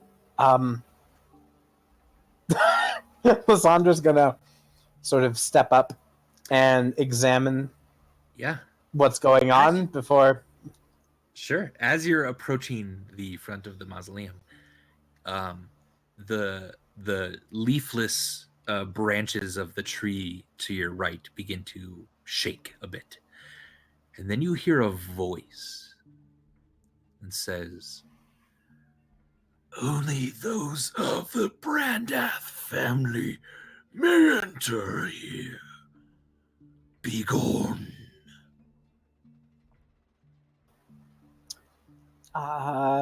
Right.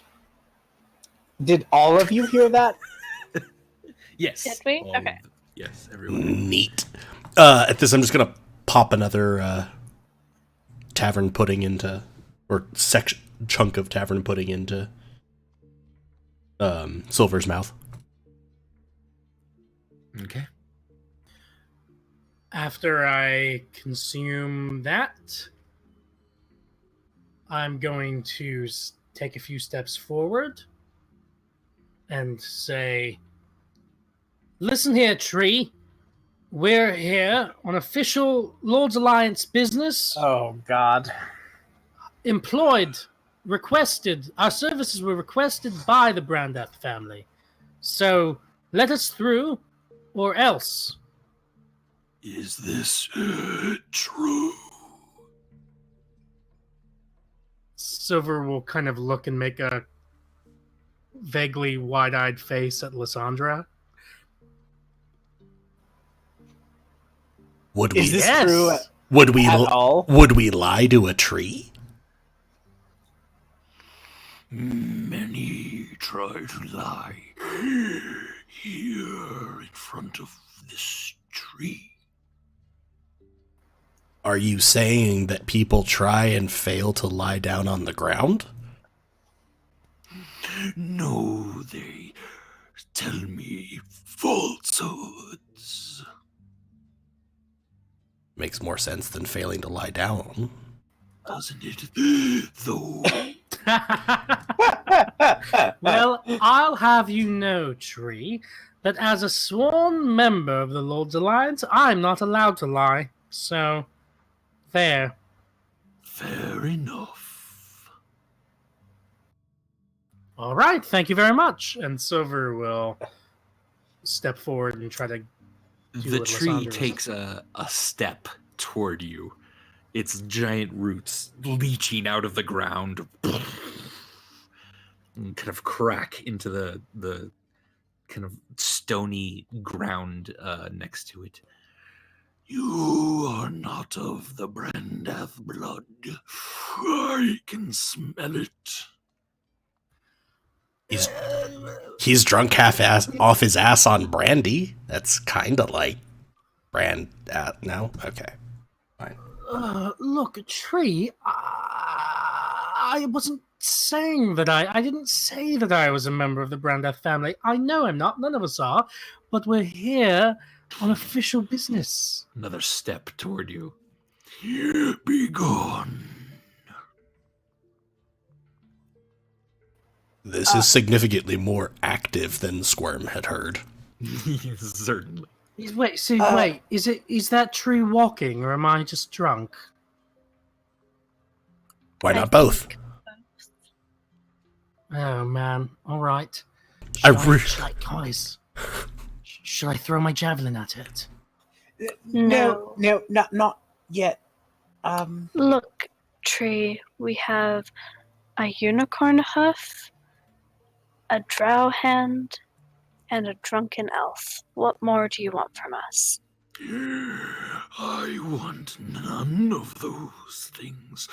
You must be of Brandath blood. One more step toward all of you.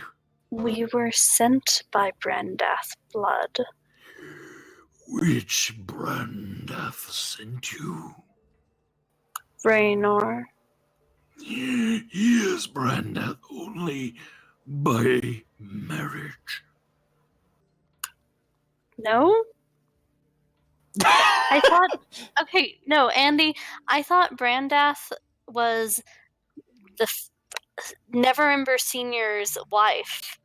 So wouldn't Raynor, the son, be half Brandath? If certainly he would have some blood in him. That doesn't seem to be what the tree believes. If she was his mother. I don't think you have your genealogy correct, Tree. Which is ironic because she's basically saying that you as a tree don't understand the family tree. Raynor is the son of the old Neverember and his Brandath wife. This is true. None of you, nor Raynor, are pure Brandath blood. You just asked for Brandath blood. You're changing the move. You're moving the goalposts. I did, and you've not provided it. Brandath blood sent us. You are mistaken in your bloodlines. Maybe you're mistaken in your bloodline. Seems a little racist. One more step toward all of you and is now towering over you. It's still 20, 30 feet tall. You can now kind of make out a face in the sort of crumpled limbs of this thing, this tree, this leafless tree. Lysandra, where are you going? Lysandra is just stepping back for her own health. Also, Lysandra's preparing a lightning bolt if the tree acts in a hostile way toward any of our party. All right. You see the tree kind of bend down a little bit towards Silver, but its branches just like pierce into the ground. Can Silver step back without provoking an opportunity? Because we're not in combat initiative, right? Yeah. Right. You don't believe that he would swipe at you if you step backward. Silver's going to step back. All right. You feel kind of a low rumble and a pulse almost from the tree. And Lysandra, you feel it as kind of a magical energy sort of washes over the area. And then you hear a cracking and then a boom from beyond the mausoleum itself as two more trees begin to move a little bit toward you. Knobs. Now be gone. Silver is hurling his magic javelin at the tree. At this tree or drunk. the other tree that's moving? At the main one, at this one. All right. Go ahead.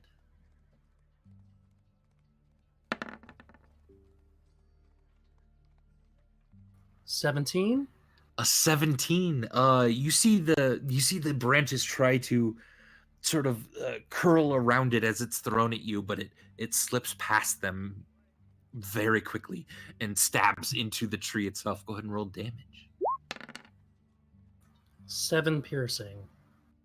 7 piercing damage. You hear the tree. Ouch. Well, going to pay for this. And why don't we go ahead and roll initiative, folks? Great.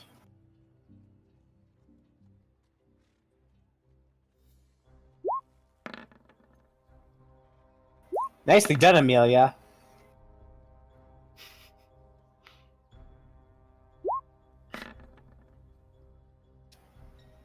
So 18 for Lysandra. All right. Silver Square, Amelia, Lysandra. I saw Nixa there. Did you click on Nixa last? Oh, is that Nixa? No. So I just clicked on Lysandra. Lysandra was the 18. Yeah. Nixa has a way better initiative. I'll do Nixa if you want. You might have just last clicked on the token for Nixa, and that causes it to populate as Nixa. I see. So if you just re-roll it as Lysandra, and then he can set you to your 18. But just so that it's... Yeah, I'll re-roll it.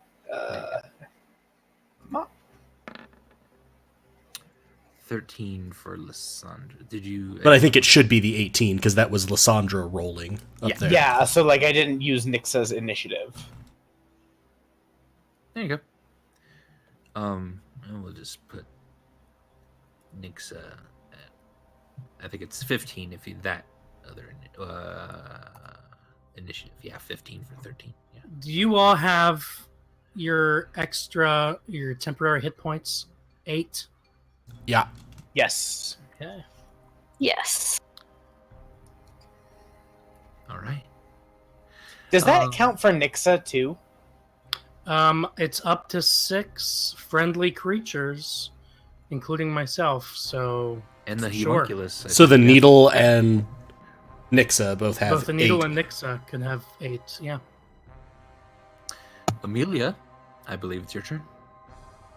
How do you want to begin this? You seem to have pissed off a tree. So real talk, can we just I run didn't into the piss off fucking the crypt? tree. On your turn, you can do whatever you want. Amelia, what are you doing?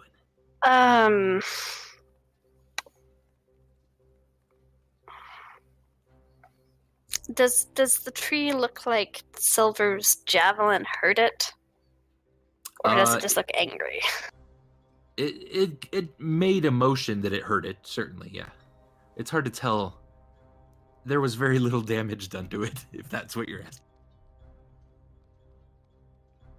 But it was magic. It's a magic javelin called Burning Song. Should have set the tree on fire. Stupid.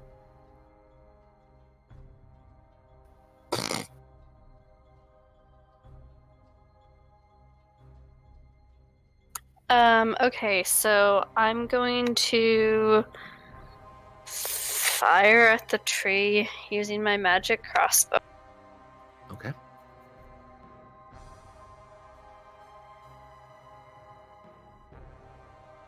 I rolled an 11. Does that hit? An 11. It seems to almost hit the branches, but it just kind of like sails off through them into the distance. Okay, and because of arcane armament, I can attack again. So I'm going to do that. Cool. Let's do it. I rolled a critical fail. This is off to a good start. Does anyone have inspiration? No. I don't. As you're stepping back, you miss, but you also kind of trip over some of the cobblestone that's raised on the road part of here, and you roll your foot, and it's really excruciating pain. You can still move, but at -10 to your movement speed. Great. And then I'm also going to command my homunculus to attack. Okay. It's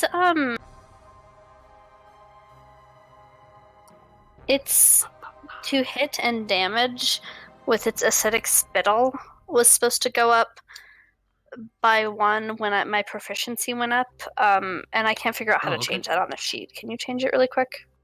I think I can. Is it to hit and? damage? Yeah, just with the acidic spittle. Yeah. Because of the might of the master thing. Cool. There you go. Okay, thank you. So is that ranged? Yes. I'm sorry, I figured out what my life is. We haven't actually been in battle in a really long time. Yeah.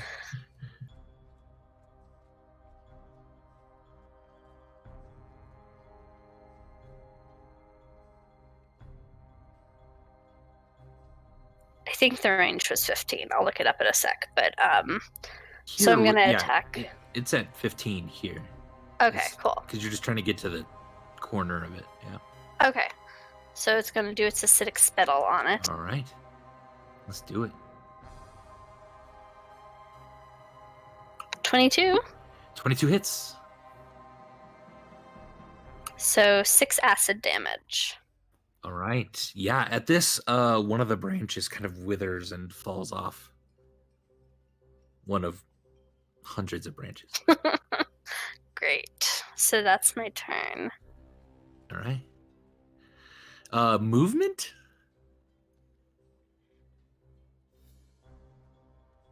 Amelia?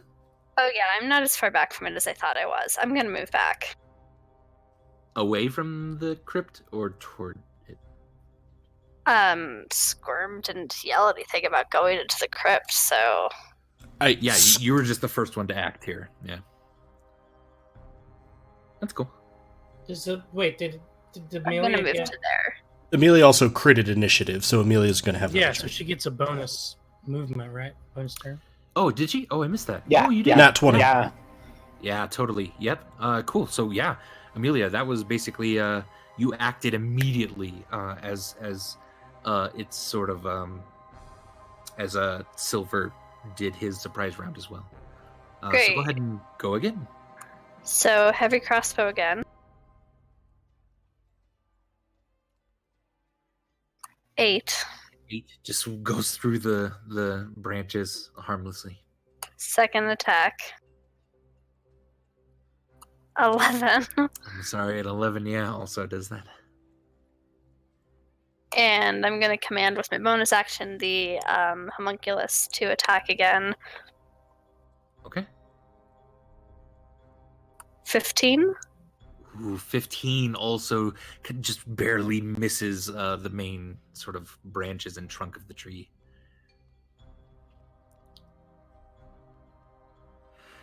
And movement, Amelia?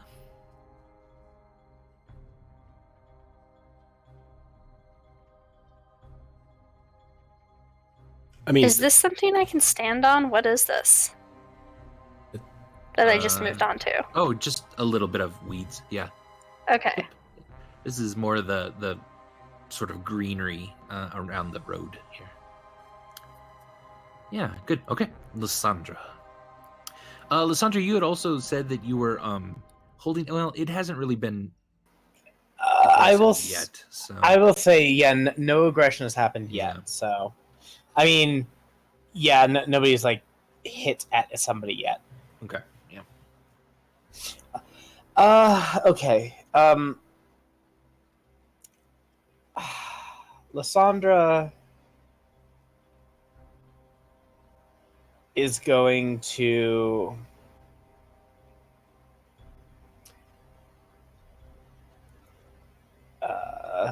measure her movement first, because that's totally what we do.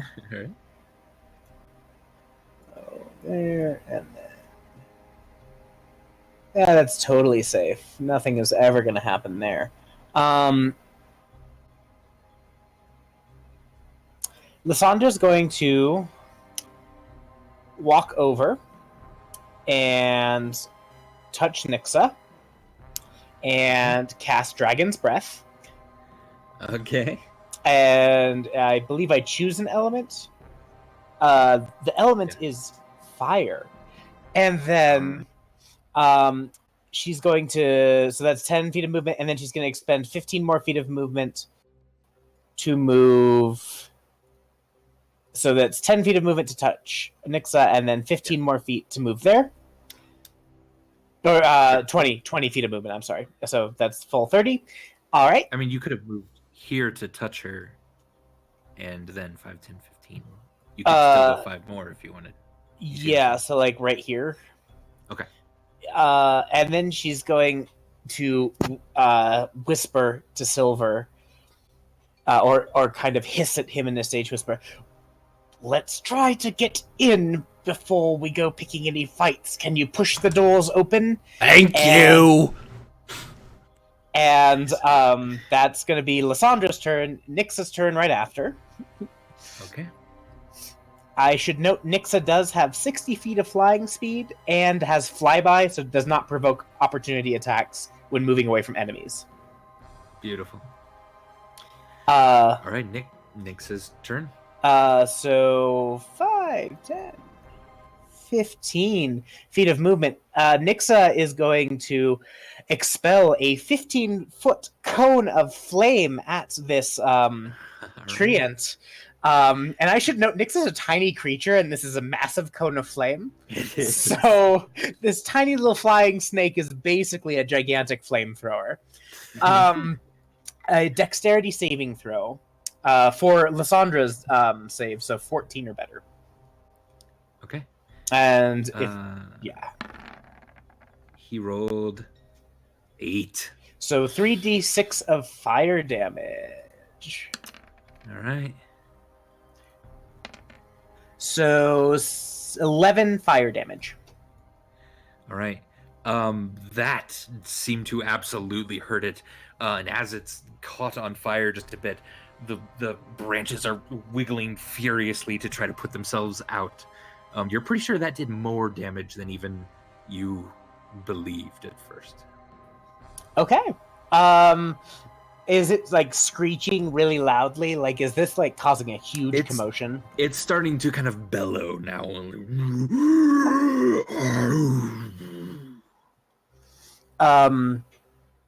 Okay.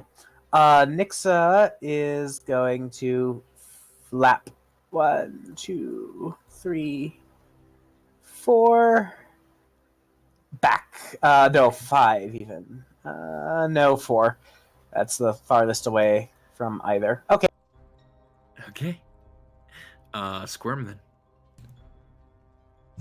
From next to Silver, he'll just sort of hear a sigh. It would have been so nice to do something subtly for once. Inside! Says the person who's been feeding alcohol to the already impulsive elf. Didn't set the keys! So, Squirm's gonna sort of, motion with his head towards the doors. We should try to get inside and get to a place where giant trees can't follow us anymore. And was it noticeable that the tree seemed to really not like the fire? Yeah, definitely. It's still trying to pet out and smoke. I'm going to huck an unbroken bottle that is filled with alcohol at it. Okay, yeah, as it's still kind of on fire. Sure. Give me an attack roll. Yeah, it's one of my attacks, so. Oh, you got it. Oh, no. Oh, no, a crit miss. Oh, anyone have a... I draw attention. All right, yeah, you missed the... No, we have not had, I don't think we've had inspiration handed out in, 2 sessions, so I'm pretty sure we're out. Yes, very true. Yeah. So you missed the tree. It does catch a little bit of the grass that was on fire behind it. It does hit that, though. And so you hear as a giant kind of little fireball flashes. Take 2. I'm gonna hork another bottle at it. All right. 19. 19 does hit. Yes. So that is 7 bludgeoning damage. Okay. And roll 2d6 for fire damage, please. As you hit one of the flame. 3. Pieces. All right. Let me just check one thing. Okay. Disregard. And then I'm gonna move. Actually, no. I'm just gonna move and try to like push the doors open. Okay. You run up to the doors, and it's gonna take a decent amount of strength to get these open. So, metagame, it would be an action, you think, and a skill check probably. I'm gonna look at Silver. Now is your time to shine. All right, Silver. And then I'm gonna move back so that I'm more in a defensive position for Writhe. Yeah. Did you move into this square? Oh, you don't take a tax of opportunity, do you? No, I probably honestly would have been in Silver's one. It was just so I wasn't Silver square, overlapping the token. Yeah. Good call. All right. I would have moved as quickly as I could to the door. Gotcha. Yeah. I should also note, if Nixa could have used whatever movement she had left, she flew up like 15 feet into the air as well. So about halfway up the tree. I'm like, it's a 30-foot tall tree. Oh, it's a 30. Oh, great. Yeah, this is great. Nothing's bad's going to happen. Yeah, it's all good. All right, Silver. I really rolled. Would I be able to use a bonus action to do the door, or do I have to use an action technically to do that? I will say that if you use a bonus action, the DC will go up. Okay. Well, with that, what you will. With both Lysandra and Squirm hissing at him to try the door, Silver will. Oh do yeah, that. the two reptilian people just hiss at you. You're so racist. You did I believe didn't you literally say? I did literally say hiss. I was gonna say, you frequently described yourself as hissing. I'm not sure I would describe Squirm's like growl as hissing most of the time. I love it. God damn it. So, is that a strength check or something? Yes, please. And it's an action you're doing, right? Yeah. All right. Strength check. 13. Hold one moment.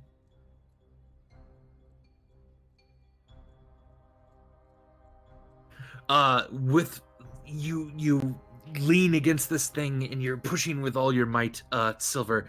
The tree right behind you starts to kind of rear up and is getting in place to swing at you now that it's patted all of its fire out. And just in that last second, you're able to budge the door, and the left side of the door here swings open. Nice. What would you like to do? Well, now that the door's open, and so wait, does Silver get the sense that like, well, that wasn't like the door to the, like that's not what we needed the keys for, is it? I guess It's a mausoleum. You're going inside a tomb right now. You don't think this is a vault, right? Yeah, exactly. Just making sure. Yeah. And you look inside and you see some coffins and stuff already inside. Yeah. I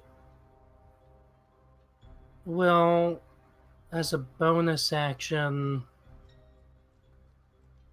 well, maybe I won't waste any channel divinity right now. Okay. I mean, I guess, like, having pushed the door open, Silver would kind of take a defensive stance and motion to the others to move in. Okay. And we can't move through you. So if you don't want to move... Right, yeah. There are no spells that I want to do with or that I can't do any spells with a bonus action, right? Unless you've got a spell, with a bonus action. Yeah. And I don't think any of the ones that I've prepared specify. Oh wait, Searing Smite, casting time, 1 bonus action. But then you need. Yeah, you get the hit with an action. Yeah, that's better used when you're going to attack that turn. Yeah, gotcha. Yeah. All right. Yeah, I guess that's Silver's turn then. Okay. The tree ant, now just having brushed off a lot of the fire, steps up to you, Silver, and with a giant branch leaning back that you now see is kind of formed as one of its arms. It swings and slashes at you.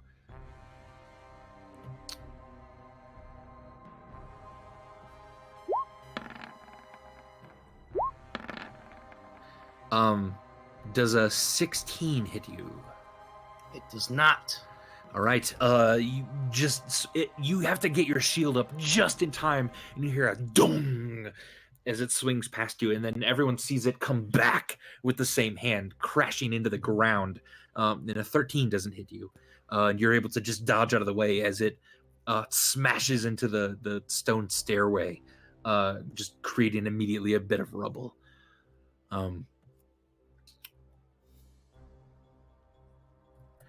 Amelia, the tree behind you, rushes up to you, waddles up, slides to you. You in tree motion, Andy.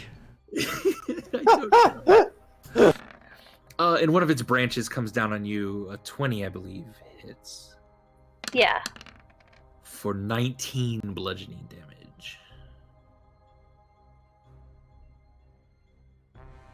Okay. Damn it! I should have And moved. you next hear to the everybody. tree on the other side of the mausoleum cracking and breaking ground as it's trying to move this way as well. All right, Amelia, your turn. I'm gonna disengage and go inside the mausoleum. All right. Remember your ankle is still sprained, so you have 20 feet of movement. But as you disengage, you're stepping back, and it's trying to find an opening, but it knows you just dodge out of the way very easily.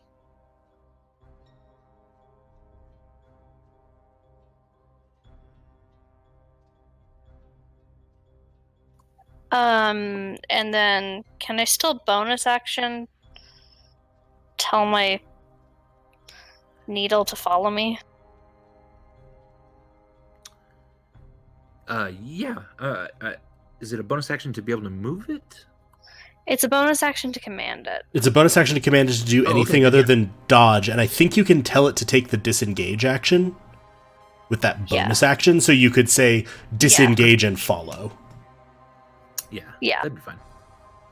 Because it naturally takes dodge every turn, and can, I think, move every turn without commands. Yeah, so I'll do that. All right, great. You are inside the mausoleum. As you look around, you see 4 different large coffins placed in places of honor and a stairway leading down. There's no light in here, but you do see in the dark pretty well. Lysandra. Does Lysandra feel that these branches are particularly long and, say, have the property of reach? I don't know. Does it look like the branches will, swing out and hit her if she tries to move? They are long enough you think they could, yeah. Okay, so Lysandra's going to take the disengage action as well. Okay. And still concentrating, though, on Dragon's Breath. And being very careful to keep Nixa in line of sight. So Lysandra's going to, basically, she's I'm going to say she's kind of hovering near the door. Okay. Right here. Is that still line of sight from how the door is cracked open? Line of sight to Nixa. Do you? I think so. Yeah. Do you need line of sight? I don't know, but I'm not taking any chances. You don't have to do that to maintain concentration, to concentrate, or give her commands. I think it's only casting Dragon's Breath. Then. Yeah, right. And I think that's a range of touch. So yeah, but I already cast it. Yeah, no, I know, but I just meant that spell stays up. Oh yeah, okay. So in that case, Nixa is going to flap, flap, flap, and fly by. So no attacks of opportunity. Okay. To here, She can occupy the same space because she's tiny, right, as Silver for... She can also bit. just be above him. Yeah, so she'll be above him.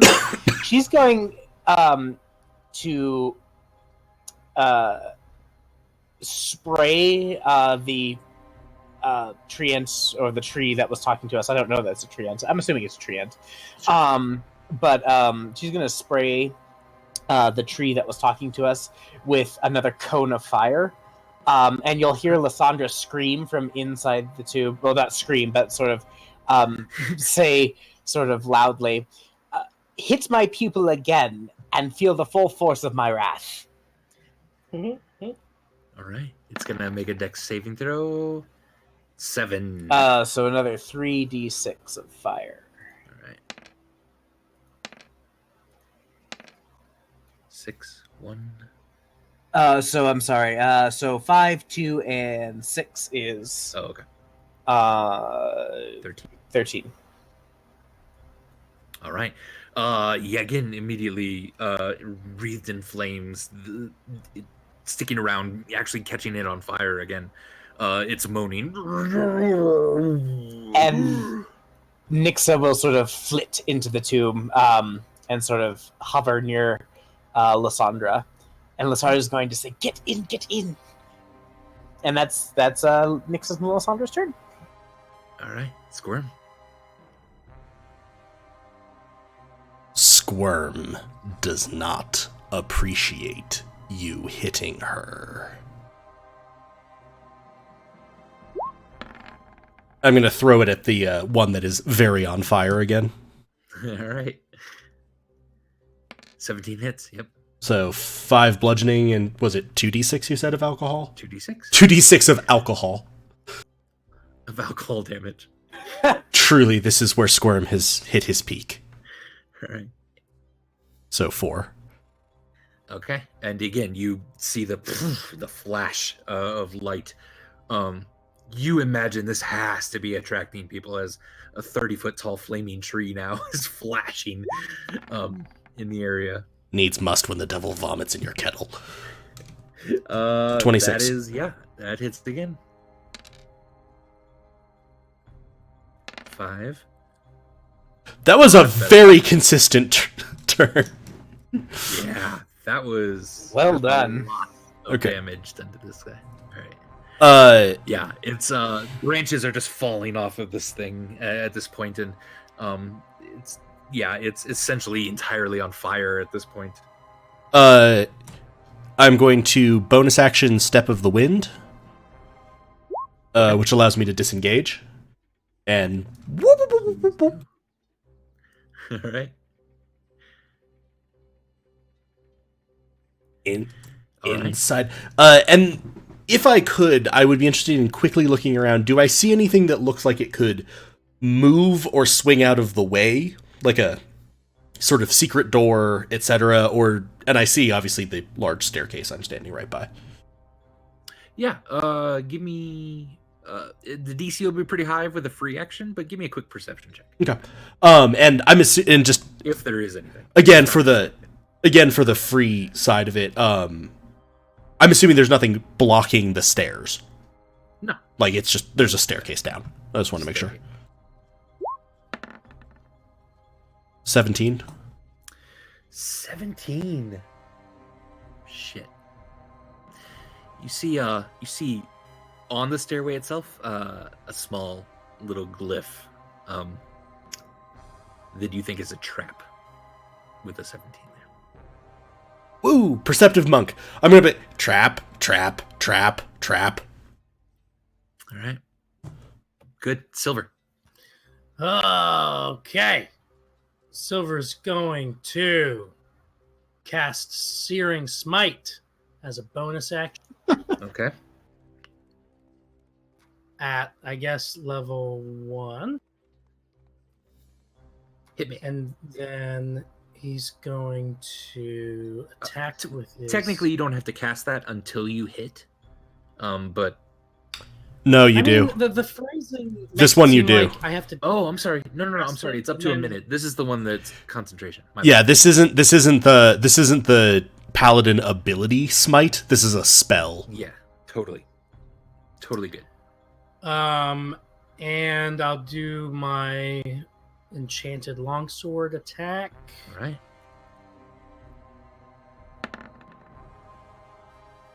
14. You swing at this, and even on fire, the tree kind of bats your longsword swing away. Then with my extra attack, I'm gonna try hitting it again. All right. With my longsword. Please do.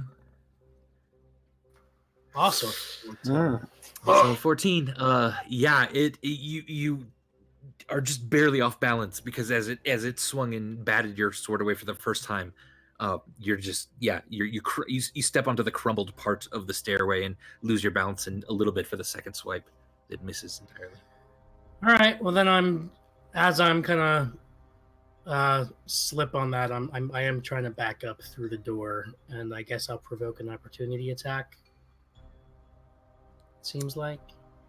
So I'm It trying to does seem move that way, yeah. away from Yeah. it. I do want to do that. All right. As you step away, yeah, it'll swing at you and try to grab you. I'm sorry, just hit you. But a 16, you're able to again turn the attack away with your sword as it slices into the stone wall a little bit, crumbling a bit as it misses you. And you get inside, and the door has now been kind of loosened. So if you want to just close the door, that would just be a free action. Yeah, I'll do that. All right, you slide then the door shut behind you as you hear, and everything outside goes quiet. We make friends We are- wherever we go. Technically out of combat. Trap. Yes. Amelia, Lyssandra's going to hand you her, not the greater healing potion, but just the healing potion, and say, would you here? Oh, sure. Thank you. Wait, is somebody trying to get healed? Because Silver could do that without using up the potion.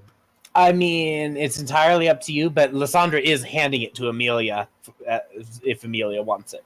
So, I think with resource management, it doesn't really matter either way, actually. Either way, it's burning a resource. Well, if It- she's offering it to you, then It makes Okay. I will say I still have a greater healing potion. it technically makes So- more sense to have Silver use some of his healing on you. Maybe not to top you out, because he has access to healing other things. and is normally going to be doing other things, whereas a potion is a usable resource by anyone. Okay, then yeah. Well, then Silver. let's say that Silver saw this and he was like, "Ooh, let me try some of my new paladin healing powers." And although I guess- Lysandra's also going to smile at you, Silver, and say, "Oh, yes, of course. How silly of me!" And she'll wink at you, Silver. Oh, weird. I guess it's not really new. I guess it's still just lay on hands, but I have more hit points now that I can restore. Is it 5x Paladin? Yeah, so So you have- 25 total. Yeah, so you could give her like 15 and still hold a good pool. Yeah, I'll do that. 15 points for Amelia. Thank you. You're welcome.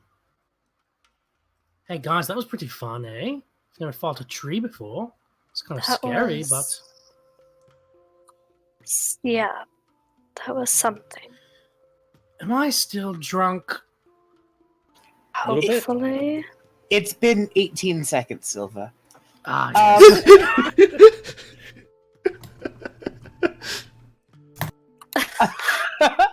I'm sorry, I love that comment. It's been 18 seconds. Lysandra also is going to. She's still holding the health potion. Anybody who wants this is more than welcome to it. I have another larger one if anybody needs it as well. But I figure the more the merrier. She'll sort of jollily hold it up if anybody wants it. Alright. Squirm thinks we're good right now. There's a burning tree outside, which will be gathering some attention, and Squirm would rather find his way through a door that was harder to open.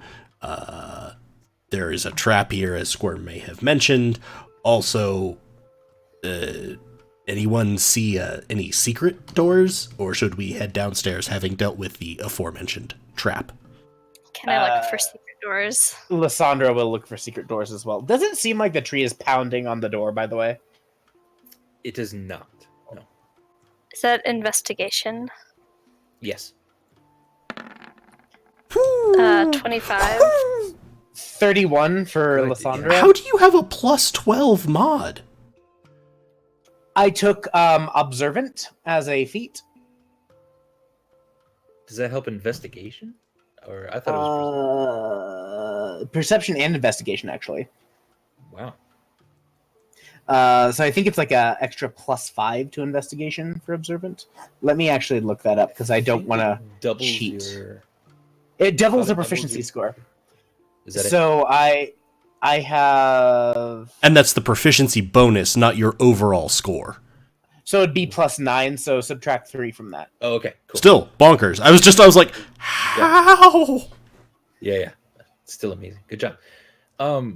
Amelia, yeah, you're looking through, you don't see anything in particular, and but you also notice Lysandra, like, she's looking in places you didn't even think to look. She's running her hand around all the cracks, trying to get a feel of anything that's weak. But neither of you come up with anything in this room right here. I'm not trying to be like a downer, but I think observant is only +5 bonus to passive perception and investigation. Although it's hard to tell if that passive is distributive or not. Yeah, I have no idea, but honestly, it's okay. The Yeah, biggest it's thing is the fact that Lysandra makes a show of being observant is actually more to the point. Sounds good. But Well, yeah, we'll adjust that. It's fine. But anyways, so Lysandra will say she doesn't find anything either. That being said, do you point out the glyph, Squirm? Are you like? I've She's like literally saying been trap over and pointing over. at it Yeah, while going trap. okay. And I've You're then pointing reset at it, into okay. that there's appears to be a glyph there. If there's nothing else in this room, Squirm feels we should go downstairs. And it's covered in a layer of dust. Without kind of the wind blowing in from the outside, uncovering it, you wouldn't have seen it at all. Can I do an Arcana check to see what the nature of the glyph is? Please. With an 11. It's probably some sort of magical glyph that is set to be a trap and do something very bad if triggered. Amelia, can perhaps you shed any more light on this? I'm not sure what it can do. Yeah, can I see if I can Or- figure out how to disarm it? I'm like, or how it does it? Arcana, yeah. Wow, good rolls. 8. I mean, your best guess is if you step in it, then it would trigger. But Where is that's all it? you got. Oh, sorry. Yeah, let me put up a little something. So like, it's on the stairs itself? I thought it was on the wall Yeah. of the stairs. Oh no, I'm sorry. Nope, on the stairs itself, on the first step on the right side. Next question for Lysandra. Is there like a old, perhaps, brazier around that she might use if, say, she needed to resummon a familiar that was expendable? You don't see any in here. Nope. Okay. So, can I make some kind of check on it of, do I, and here asking a very specific question, do I think it will only activate if we step on the rune itself? Like the other stairs would be safe, jumping over it entirely would be safe, etc. Yeah, give me an Arcana check.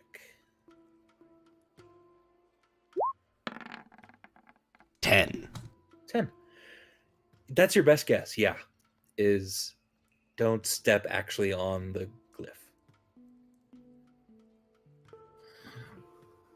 glyph. With those shitty Arcana rolls, I might suggest that Silver will drunkenly just insist, like, it's okay, guys, we'll just walk around it. Come on. And he'll lead the way. All right. And he'll try to walk around it. I'm gonna. All right. As you step, go ahead, Squirm. I was gonna say when we're going through, I'm going to be walking on the ceiling. Beautiful. I love it. And then Silver, as you step on that first step next to the glyph, you feel just kind of a little bit of a wind going. It blows just a little bit more of the dust away, but nothing else happens. You jerk. Okay. See? Everything's fine. And I'll keep going up the steps. Or down the steps? Yep, down the steps. Yeah, and everyone. I'm on the ceiling. Yeah, Lysandra will. Do I feel like there's any ability to sort of obscure the tracks of the way that we went down, making it less obvious that everyone used the left side? You think? Yeah, it's possible. Give me like a survival check. You might be able to move the dust around a little bit. 19. It takes maybe a minute, but you're kind of able to carefully kind of blow the dust off in a pattern that sort of looks like you went down only the right side, actually. Squirm. Or do you want to cover it up completely? I would actually prefer to make it look like we went down the right side while still leaving as much of the glyph covered as possible. Yeah, you feel you can do that pretty well. Yeah. I feel like from the ceiling. I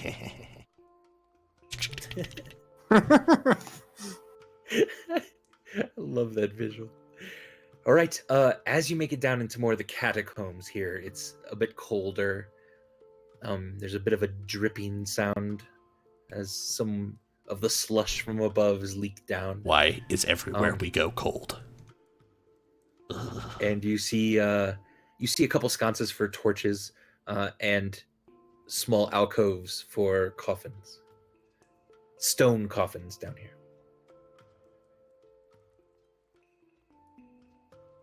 I'm gonna have Nixa sort of fly close to the ceiling, and just kind of do a general perception check based on sight, particularly for anything that looks like more traps, but also signs of life. And Nixa's kind of gonna, as she flits past this first hall, glance down the other hall, to the right.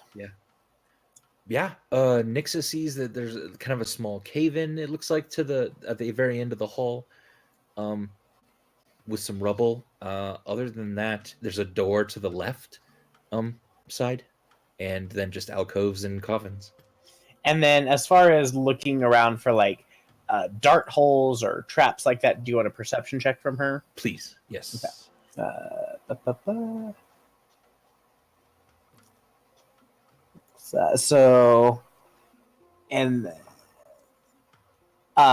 And then advantage on anything dealing with sight.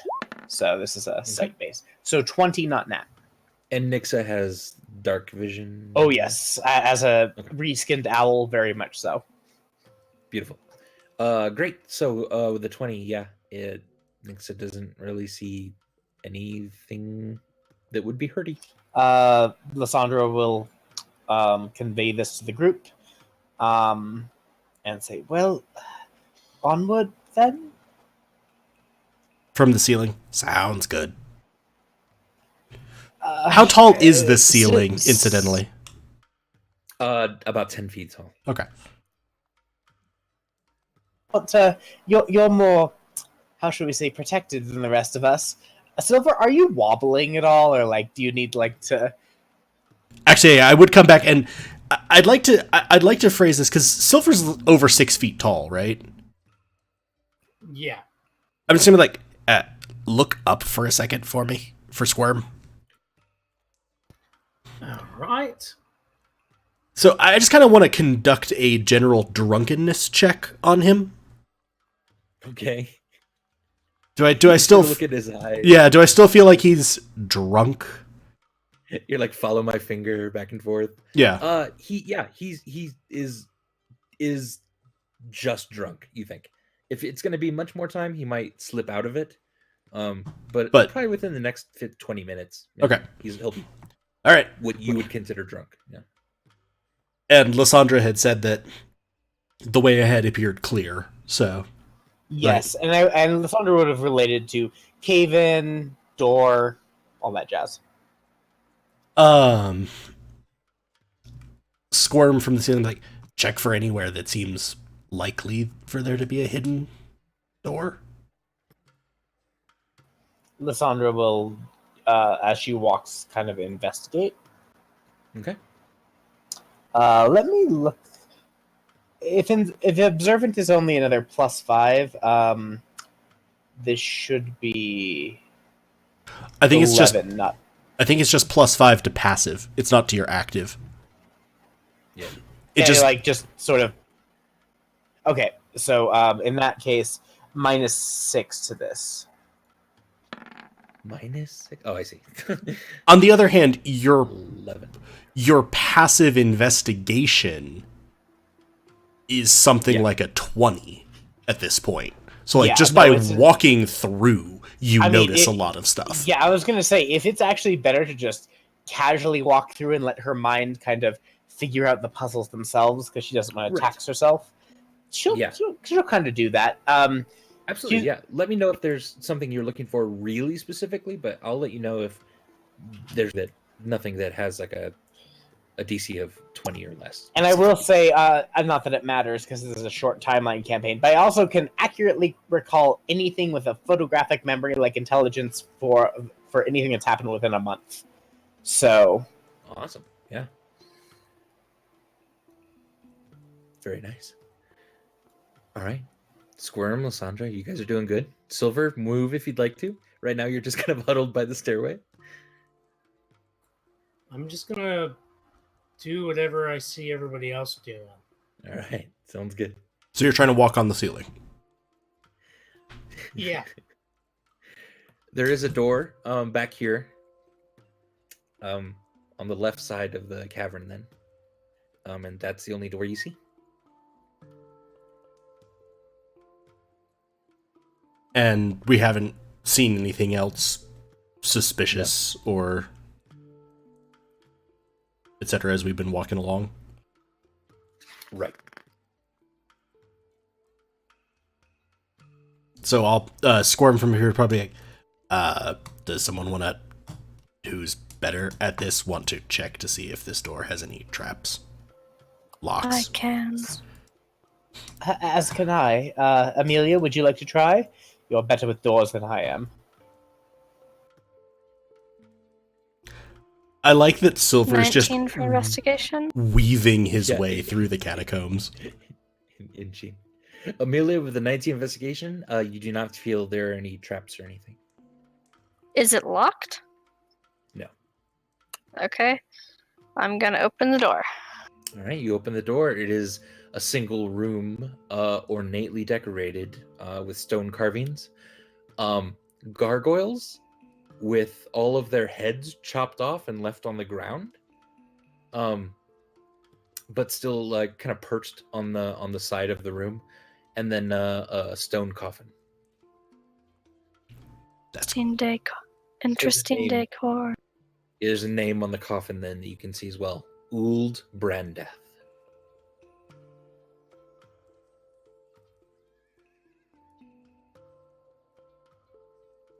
What are we doing? So I think this is probably the tomb we're looking for. Do we want to put the unicorn hoof and the drow hand and drunk silver somewhere? I don't know where. Well, do we need all 3 keys at once, or was it more of a sequential? Who knows? Please don't make me talk to stone again. Oh, it's too late. It's already talking. Stone. Amelia, dear, You're not looking for a tomb, Yes. dear. You're not looking for a tomb. You're looking for a vault in which there are many golds. Yes, I understand the basic premise of this exercise, Stone, Good. but we have to figure out how to get to the vault. Oh, very true. And you said it was in the Brandath family tomb? Hmm. That's what you're in right now. Yes. Thank you for clearing that up. I didn't know where I was. Oh, well, now you know. Thank you so much. Oh, you're so welcome. Wait, are you pulling one over on me? Would I do that? Probably not. Okay. Do you know how we use the keys, Stone? Oh, yeah. Could you tell me how we use the keys? Oh, just present them to the vault doors. Do you know where the vault doors are? The entrance to the Tomb of Dragons is within the Brandath family mausoleum. I know. Then why are you asking? Why is your voice different? It's a different secret. But you just continued it on even after I said I know, and you stopped telling me the secret. I know life's full of mysteries, isn't it?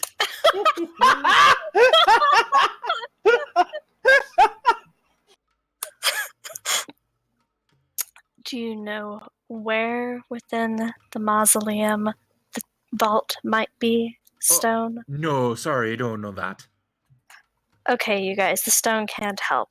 We're looking for the vault. It's somewhere in the mausoleum, and once we find it, if we present the keys to the vault doors, they should open. So incidentally, did we hear your Just side of my the side. conversation? Okay. just your side. Okay. Well, I guess we could look around and see if we see any, door-like inscriptions. Lissandra's gonna start looking around for I don't know, indications of doors or other entrances. Yeah, are you still doing your passive, or are you really starting to now kind of be much more active Being much more active. Yeah, putting your hands So, on the walls and -6. feeling for air pockets or something. Yeah, give me an investigation check then. Sorry, just a moment. And whoever else is looking, investigation's fine. But I'm probably also waving the drow hand a bit and seeing if I get any response. all right, yeah. So, if it's a +6, it's probably a 13. Not probably, it is, because that's how math works. Okay. All right. So the 13, Lysandra, as you get to the far wall where Amelia is standing, and you start to kind of look at the rubble, your hand passes straight through the rubble. So everybody, I want to make a statement that incorporeal rubble, and she's going to run her hand through the rubble again, generally means that there's something else Squirm going on. as soon as he saw that, Squirm just kept walking along the ceiling. Nice. You walk straight through the rubble, Squirm. Neat. It is a very good illusion, but it is illusion nonetheless. And if you're feeling around, your hand simply passes straight through it. Okay. I'm assuming also, Amelia, that the homunculus is actually up with us, or I don't know. I just want to make sure. Oh yeah, probably. I can bring that over here for you. About.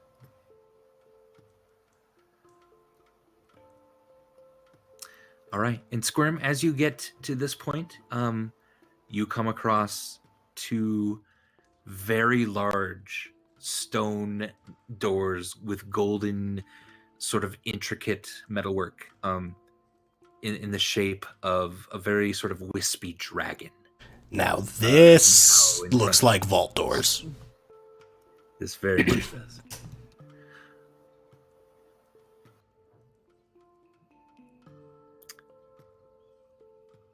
I'm gonna What do you do? Yeah. gonna wave the drow hand. All right. You see a slight blue light kind of cover the drow hand and then kind of get sucked up almost into the door itself. And as Silver approaches, you can see Silver himself covered in kind of a blue light, and then get wisped up that energy. Oh, I was like, wait, what? Not Silver, Yeah, no. wait, Sorry, I'm like, if the light hand itself. disappeared from my hands, I'd be like, No. Silver, no, Silver, no. No, it's still there. But Silver, as that light is pulled from you, you sober up very, very quickly. Oh, okay. And there is a third one still. The doors can absorb the drunkenness from the elf, but not the elf from the drunkenness. True. Very true. And I think Rythe had the third key. Yes. Yeah, we hadn't really decided who was carrying that, but probably. So I'll present the unicorn hoof. All right. Oh, Mitzi, the only thing you were ever good for. And it's covered in blue light as well, and then the light is whisked away into the doors, and you hear a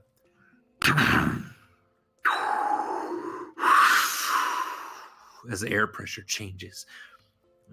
All of your hairs are kind of blown back just a little bit, as actually a very fresh, kind of vibrant, tinged with metal smell rushes out at you. Metallic mint.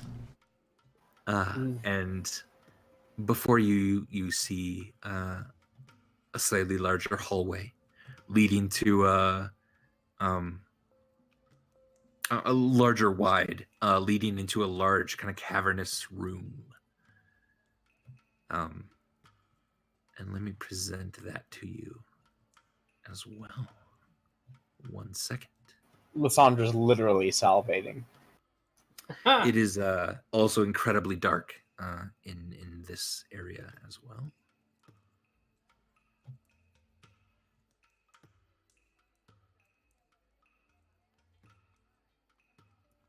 I didn't mean to bring the hallway with it.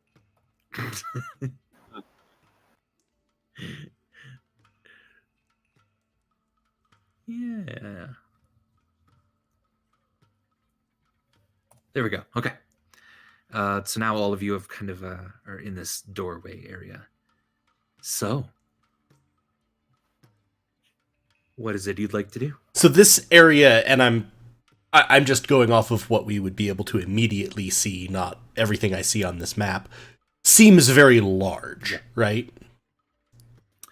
It does seem very large, right? In fact, you probably are seeing more than I would think. Let me shift that. I guess it's like pitch dark is basically what you're saying.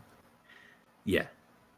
But It's not magically dark, but it's dark enough that even those of us with dark vision can't see that far.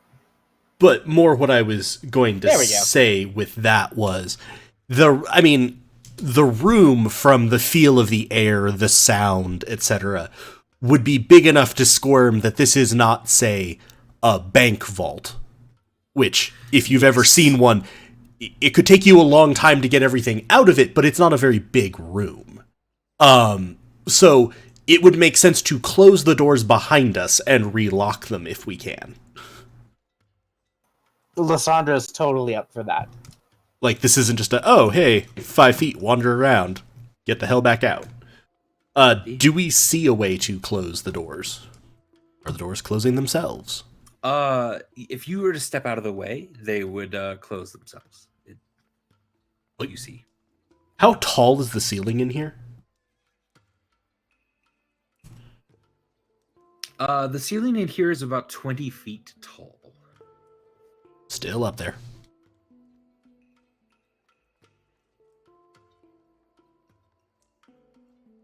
I'll go up a wall and then get up top. Right, and then a little bit further in, the area opens up into like about 60 feet tall with kind of stone walkways above you, about 20 feet above. So wait, it opens to 60 feet tall with stone walkways 20 feet from the floor? Yes, from where you are, yeah. Or from where I am on the ceiling already? No, yeah, on this, hold on. Sorry. On this part, yeah, that you're at right now, that is just kind of this entryway, it's about 20 feet. Beyond this, it opens up into 60 feet tall, with walkways that are about the same then as the ceiling over here. Okay, so... Okay. I was just making sure. Yeah. You see what look to be kind of large wooden doors all around you. But you can also see kind of dirt and dust pouring from some of them, so that you're pretty sure there's a kind of a cave-in behind like a lot of these. I would hiss down someone who's closer to... Actually, never mind. I can just do it. Because I can just walk up and down walls. I would walk down... Is the dust and dirt real? You touch it, and yeah, this is not an illusion. Like, real dirt.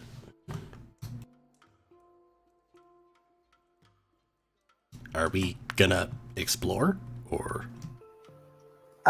I'm so sorry. The walkways are then 60 feet up, starting here, and then the ceiling is another 20 feet above that. So it's an 80-foot now tall ceiling with 60-foot up walkways. Sorry. Do we see how to get to the walkways? Not from down here, no. Okay. So what I'm gonna do is I'm probably gonna leave myself. I'll be walking around the walls primarily right now. Okay. Yes. About 30 feet up. Does it look like this place was like ever inhabited? I guess, are there like torches or does this look sort of like ceremonial? I guess, what's the decor look like? Is this like kind of like rough hewn stone, or is this was this grand at one point? This was grand at one point. Yeah, there are lots of areas for torches, and then the walls are kind of covered in a black soot. This feels very old, and like it was used to great extent many years. But I mean, you could guess maybe even since the city really became here proper, this has been kind of unused. Okay. Is what you'd guess. So Lysandra's also kind of going to look at the group. Should I look through Nyx's eyes to try and fly up to see if there's anything up there? Because I'm assuming there's... Amelia, give me a dexterity saving throw as a chunk of that walkway far above crumbles and falls to the ground. 8. I'm rolling really badly tonight. Some of it crashes into you just because it just kind of silently falls through the darkness toward you. Please take this much damage. Oh, that's not bad. 8. Did it seem 8 damage like... as a piece of this rock just glances across you. Did it seem like it was like a trap, or like this place is just really old and falling apart? It was so quiet, it just fell probably. Yeah. Okay. Is what you'd guess. I guess we should keep an eye on the ceilings. That hurt. Are you alright? Do you need anything?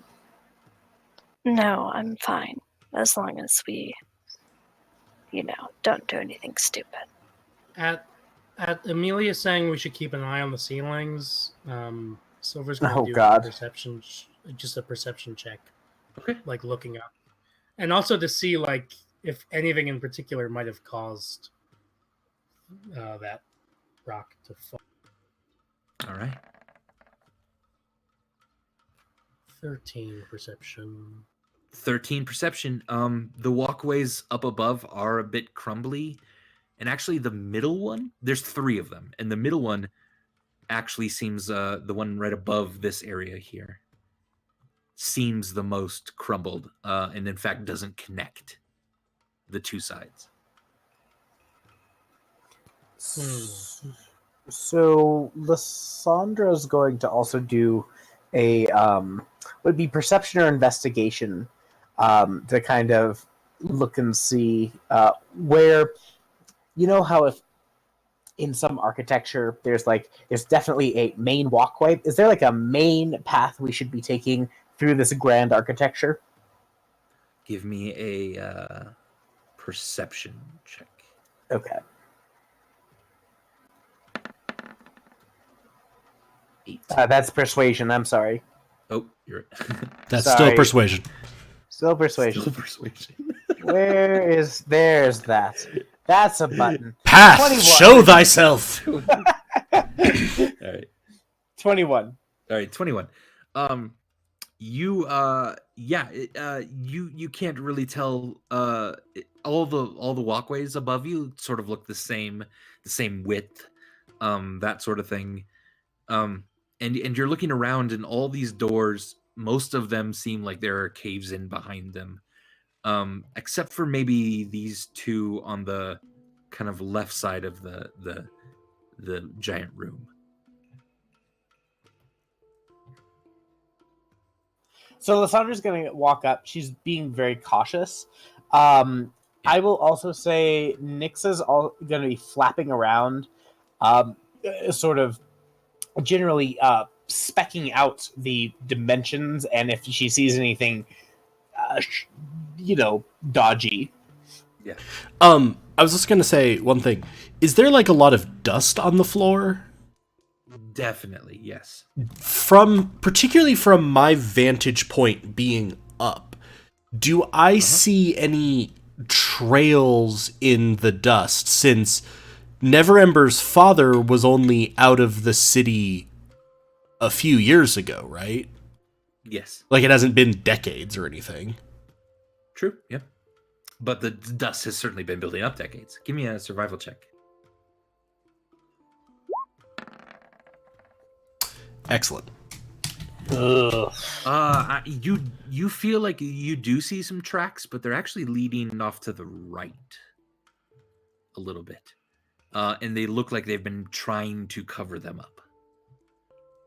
So kind of to these two doorways off to the right. I'll sort of go. Squirm thinks he might see some tracks to these two doors. Lysandra will. Let's try those. Yeah, Lysandra will go over it and say, yes.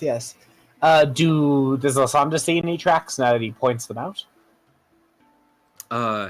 You don't see what he's looking at, but they were trying to be covered up, so maybe he's seen something. Okay.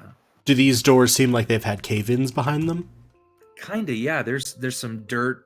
Seemingly, one of them's bowed just a little bit, like it's holding back kind of a lot. Which of them is bowed? Like, is it the door I'm standing by? Yes, right. This one here, and then this one does have a little bit of dirt at the bottom. I want to scamper sort of over to that. Do I feel like the door is actually bowed? Again, like in the sense of it is not an illusion of the door being bent out. There's actually a discernible surface. Yeah, you kind of feel it, and it feels just like rock hard without any give, and that makes you feel that the bowing is not only real but certainly holding something back. It's possible that they might have been trying to use these, but something may have gone wrong. Squirm isn't sure. The doors may be holding back rock. Oh, Or mountains of gold. perhaps we don't try those. Does anyone have any other leads if these are all caved in? Is Can Nixa... I look for tracks like he did? Please do. Survival check, please. 3, but it wasn't a fumble. Very true. You don't see any of that. No. Okay. Is Nixa sensing anything like as far as particularly air movement? I guess would be one thing, but Yeah. as far as sight cues, doors that are like slightly ajar or cracked or not, necessarily like barred shut. I guess. The only ones that aren't, like barred shut, like vault doors, are these two here, and the ones that also don't seem to have a cave in behind them. Lysandra will go up to these doors, and investigate. Okay. Can I investigate general sense, or like basically like do I feel like there's something behind these doors that's not just tons of rock that's going to crush us? You can investigate for the traps, and then perception for trying to kind of listen or get a sense of what's. So minus, because I miscalculated this, -6 in this roll. Another 13. 13. Yeah, it's not trapped. It's not locked. They're just doors. Lysandra's going to attempt to open them. They are easily openable, and you come across a short but wide hallway into a kind of a slightly bigger room, which also curves around to the left. I feel like as you swung the doors open, you also swung Squirm. Oh god, oh god! Yeah. Sorry, I didn't see you up there. Yes, everybody, come this way. I think there's more of this place to be seen. So what was the group's conclusion about what was over here again by these other doors? Squirm thought he saw tracks, but was also afraid that there might have been a cave-in behind them. And was more convinced, I feel, about the doors have been warped by something than he was about tracks. Was that a fair read, Andy? Yeah. Mm-hmm. Yeah. Because I wasn't trying to dodge the fumble. I was just I actually feel like there's rocks behind this. Yeah. Again, how we do fumbles, that could have been the exact right way to go. No, you were good. And they could have been bowed out with gold, because the gold is pressing on the door, and we'll never get rich now. So as each of you kind of enter this area, you do see stairway into the other sort of room to the south, leading up. And on the wall here. Oh wait, you're not seeing that, are you? On the wall here is a very tall, ornate fresco that depicts dwarves battling goblins. Lysandra will investigate this fresco, particularly for clues, but also just because it's probably fascinating and ancient. It is. And there's anyone who all wants to sort of look at the fresco, give me a... So that's a 25 roll, by the way. Okay, investigation. And is it investigation I should roll? Sure, or perception. If you want to look for clues. I want to say that I have a very good vantage point because I'm literally walking the fresco. Beautiful. All right. Yeah, I'll give you advantage on that. Silver, Amelia. 20, not Nat. Do you guys care about that at all? Sure. All right, Silver. Okay. 13. How about all of you go ahead and make a wisdom saving throw for me, please? Goody. I fumbled. That's not great.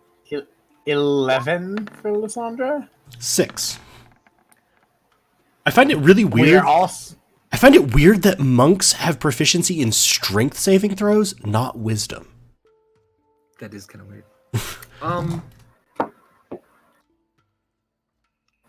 Okay. This is. Please don't tell us all of us are just cursed forever and starved to death down here. Squirm, you start to point out the really delicate, intricate stonework that is in the carving of this beautiful, beautiful piece. And at that, Amelia starts to say, and actually, the positioning of the dwarves is always slightly above that of the goblins, giving it a sort of an oppressive feel. And as that Silver says, but look in the eyes of the goblins. There's a pain and a vulnerability that you don't see in the dwarves. And Lysandra, as that's happening, also give me a Nixa roll. Oh, yes. And okay. homunculus, please, if you don't mind. To save us, you mean. Actually, not homunculus. Does your homunculus see Amelia?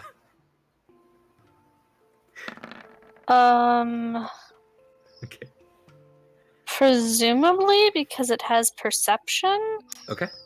Then give me one for the But So- does it have like true sight or anything? Because that could also matter. or blind sight or No, it just has dark vision.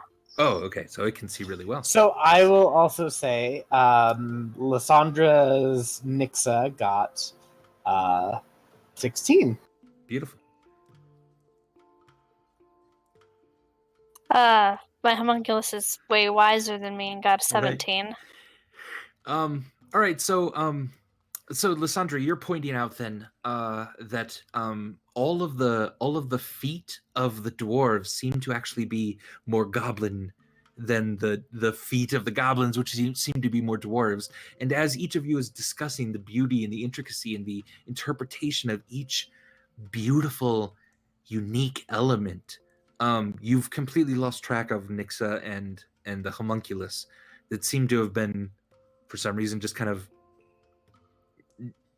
bored and not enthralled by this piece, and they're sort of in your periphery doing whatever they want to do, but they're not actually discussing this, and that seems terrifying to you.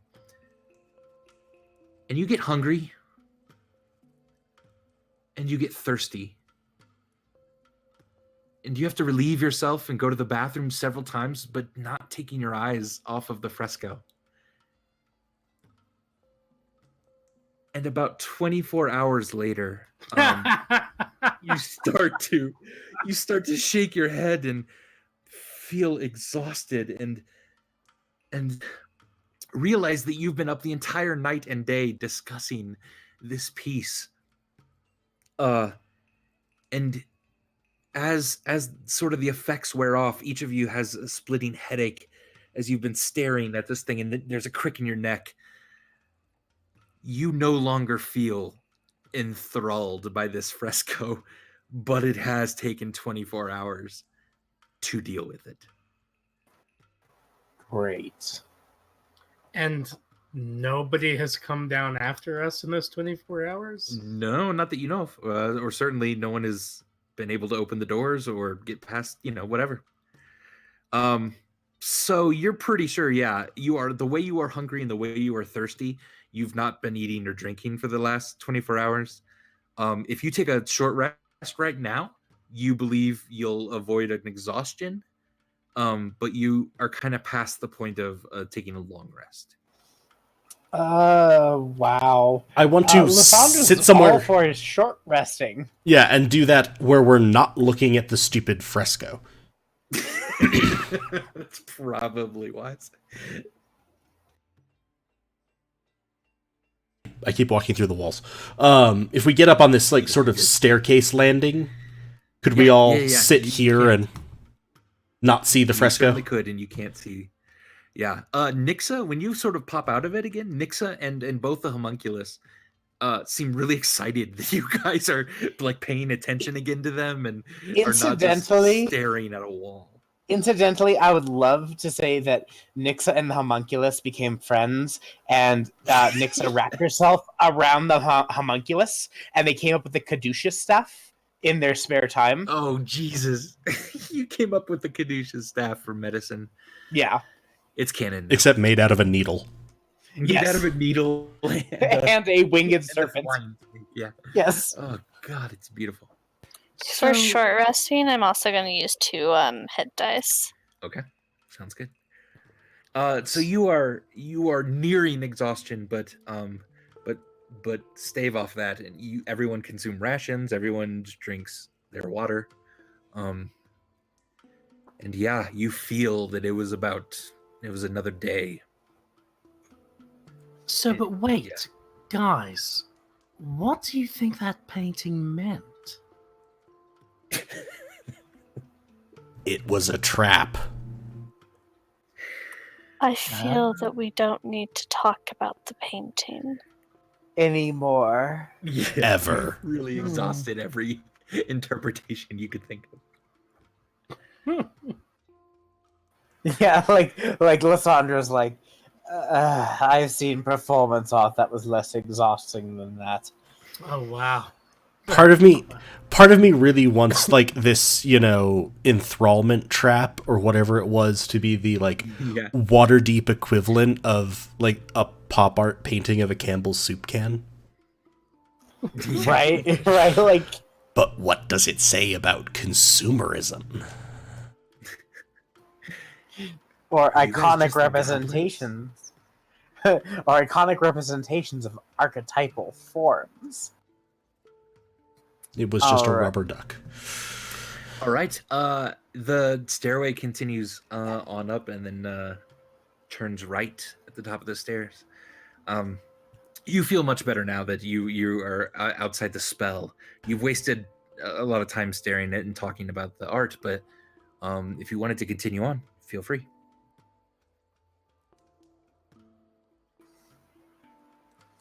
Yeah, Lysandra will sort of blaze on with Squirm on the ceiling, I'm assuming. How tall are the ceilings now? On the second level here, 20 feet up. Okay, so yes, now I'm on the ceiling. Freedom! Freedom from the walls!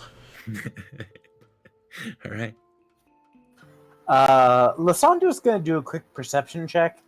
Anything that seems like it's living or has been here that was living recently? Yeah. Yeesh. I fucking hate this place.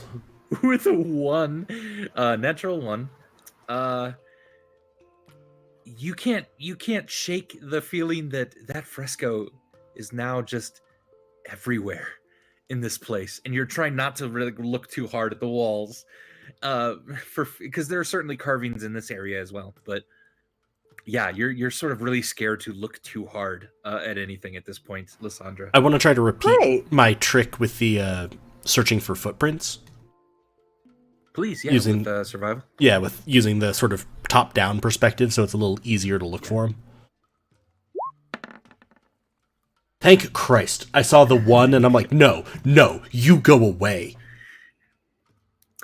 17. With a 17, yeah, you find you see that maybe there is some dust being moved away, actually, that sort of skips over this first walkway and moves on to the second one, and maybe the third one. You're not exactly sure.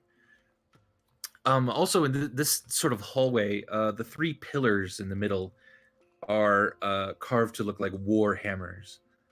The west wall bears a cracked mosaic that depicts a dwarf at a forge crafting dwarves out of blocks of metal and diamonds. There are 3 archways then in the east wall leading to a crumbling bridges and overhang walkways. Yeah, and that's all you see at this moment. It looks like the tracks go past this first walkway, either to the second or the third. Squirm's not sure which. Wasn't the third the one that was broken? The second, rather. The second, yeah. So I guess we tried the third. Squirm, as you get here, actually you notice something moving up at the top of the ceiling, kind of next to you, but down further on the hall.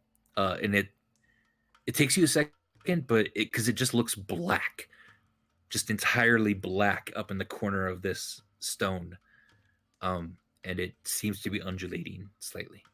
There's something up here with me.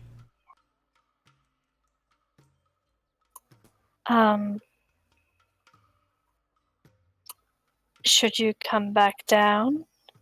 Is it dangerous? Here. I'm gonna send Nixa to fly by it. Okay. So Nyx is going to make a pass at it and then Uh-huh. come around. As Nixa is getting close and then makes a pass, kind of a gooey sort of pseudopod-like arm kind of flicks up at Nixa, but just barely misses. That It's some sort of ooze. That, You would that's think. an ooze, everybody. Lysandra will say, not too loudly, but loudly enough that it's like, calls for concern. Is that a punch or no punch? I think it's a no punch. Duly noted.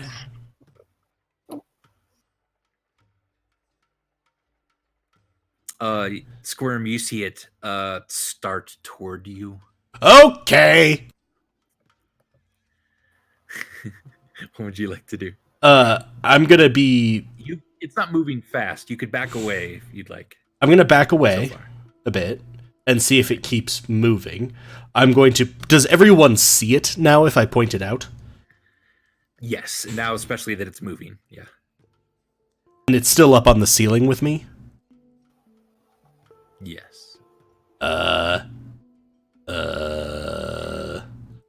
I don't know that it's. Or Squirm doesn't know if it's friendly.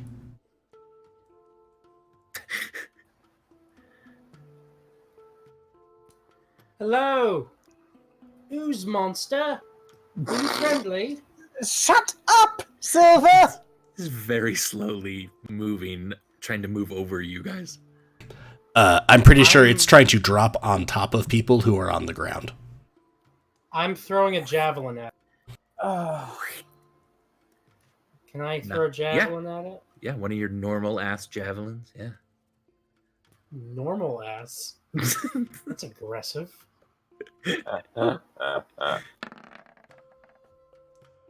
23. 23 hits. 6 piercing. Excellent. All right. And I'm Yeah, backing you. All right. Yeah, it kind of it catches your javelin sort of in it, and then sort of tries to like kind of eat away at it, and then like the end of the javelin just sort of breaks off and falls to the ground. It seems to be some sort of acidic attack to it. And at this, why don't we go ahead and roll initiative? Did it not seem like it hurt? It hurt. Yeah, it hurt it a little bit.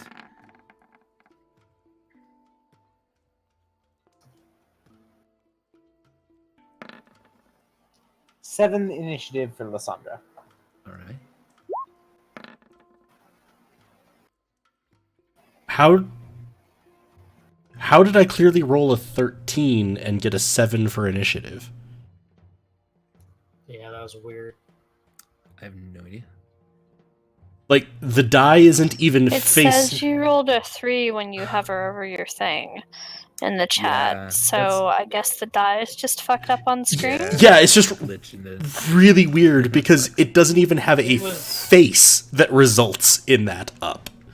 It was very clearly a 13 to me, for what it's worth. Yeah, okay. I was just making sure that that had happened to someone else because I'm like, there's the face that it requires is a 3, and that's not there. Indeed.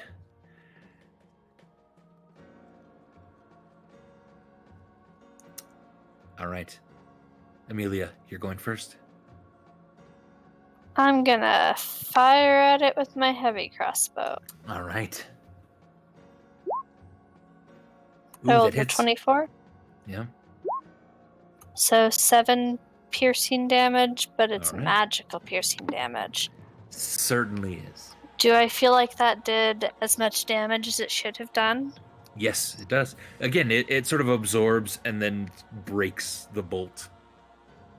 Okay, so second attack then.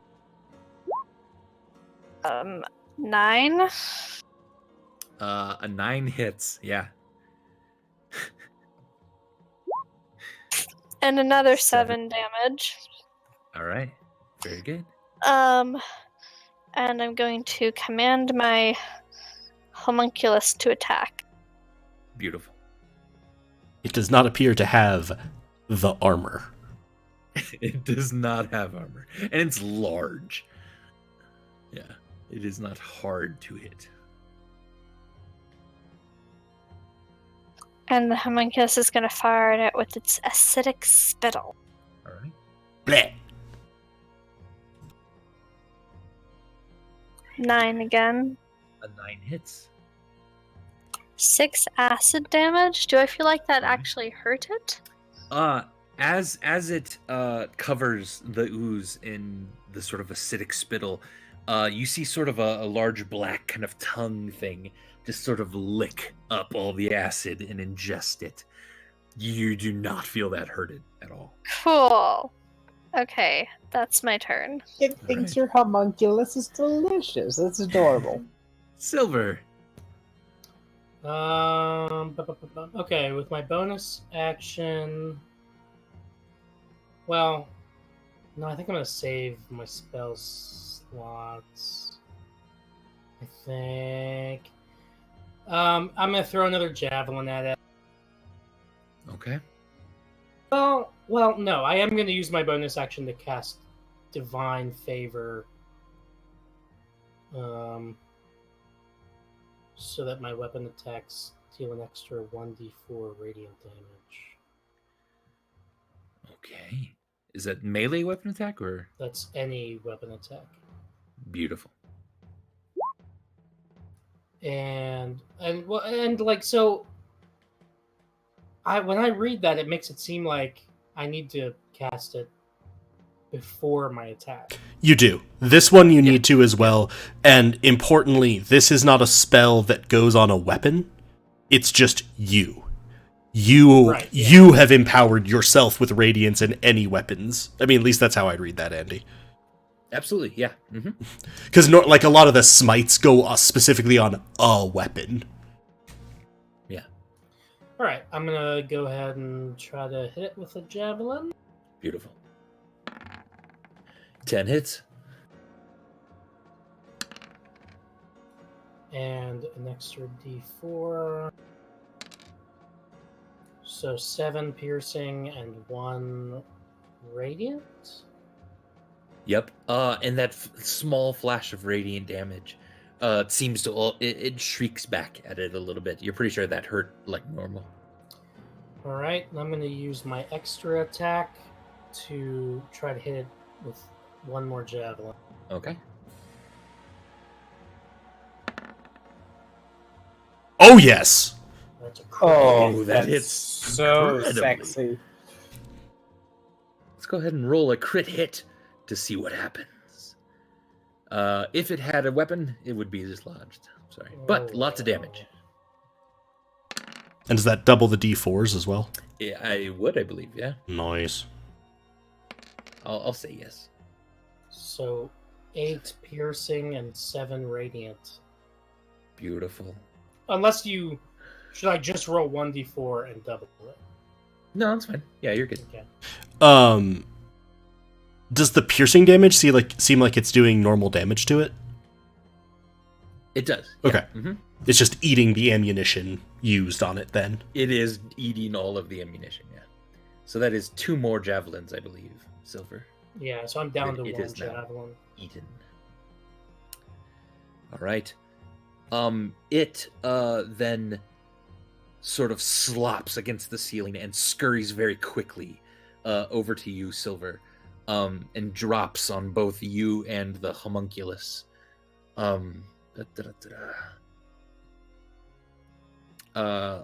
Striking out at you as it does so. And does a 14 hit you? I don't believe it does.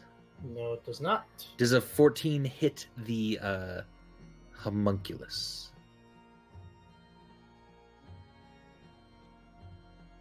Let me check. Also, it went up like that and then dropped down. Yes, so Yes. it's on the ground. So could I smash it with a bottle as it went by? Oh yeah, because it would have been leaving your and Because like as it fell, it I would. forgot you were on the ceiling. Yeah, totally. I'd also I'd also use my protection fighting style to try to protect the homunculus. Oh, okay. um, Which would add. which or- would impose disadvantage on the attack roll. Oh, okay. So it would still be 14, but good to know. So 14 does hit. Okay. I nat 20'd it. You absolutely maybe did. you just Let's killed it. maybe deal with that first, just in case. Sexy. Go ahead and roll a crit hit there. Oh, All right. take the bottle. That Uh, was kind of creepy. so that'll be 11 bludgeoning damage as I just bash it with a bottle. Nice. And then I'm also... Sorry, let me just read a ruling here. Yeah, you're I'm going to spend a key point to stunning strike it. Oh, okay. Yeah.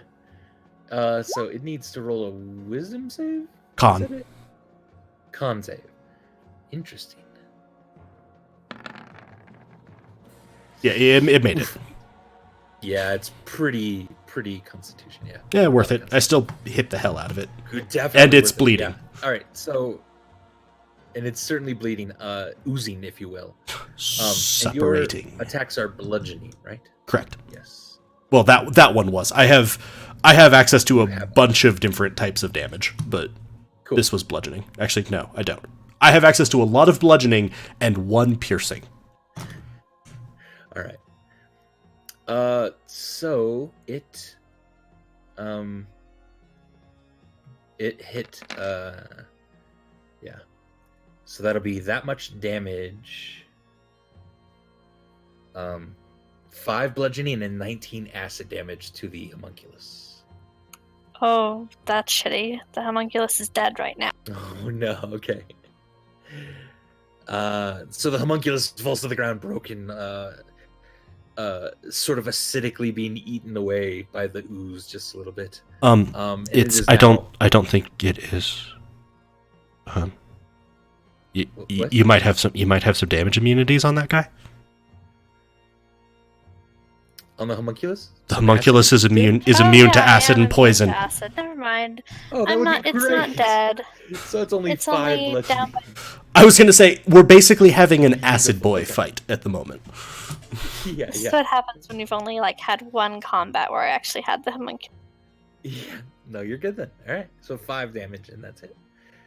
Squirm, your turn. I have no desire as I watch this thing, I'm assuming, dissolving the fucking stone to go punch It's it. incredibly. Yeah. So I'm going to continue horking bottles at it. All right. Sounds good. 15, Hits. 5 damage. Beautiful. Yeah. 25. Certainly hits. That'll be another 7. All right. Yeah, it's starting to, it's kind of every time you hit with a bottle, sort of it spurts just a little bit more kind of acid around on the stone, kind of around it, and you're starting to wonder if this isn't contributing to the broken pathways that are still lie before you.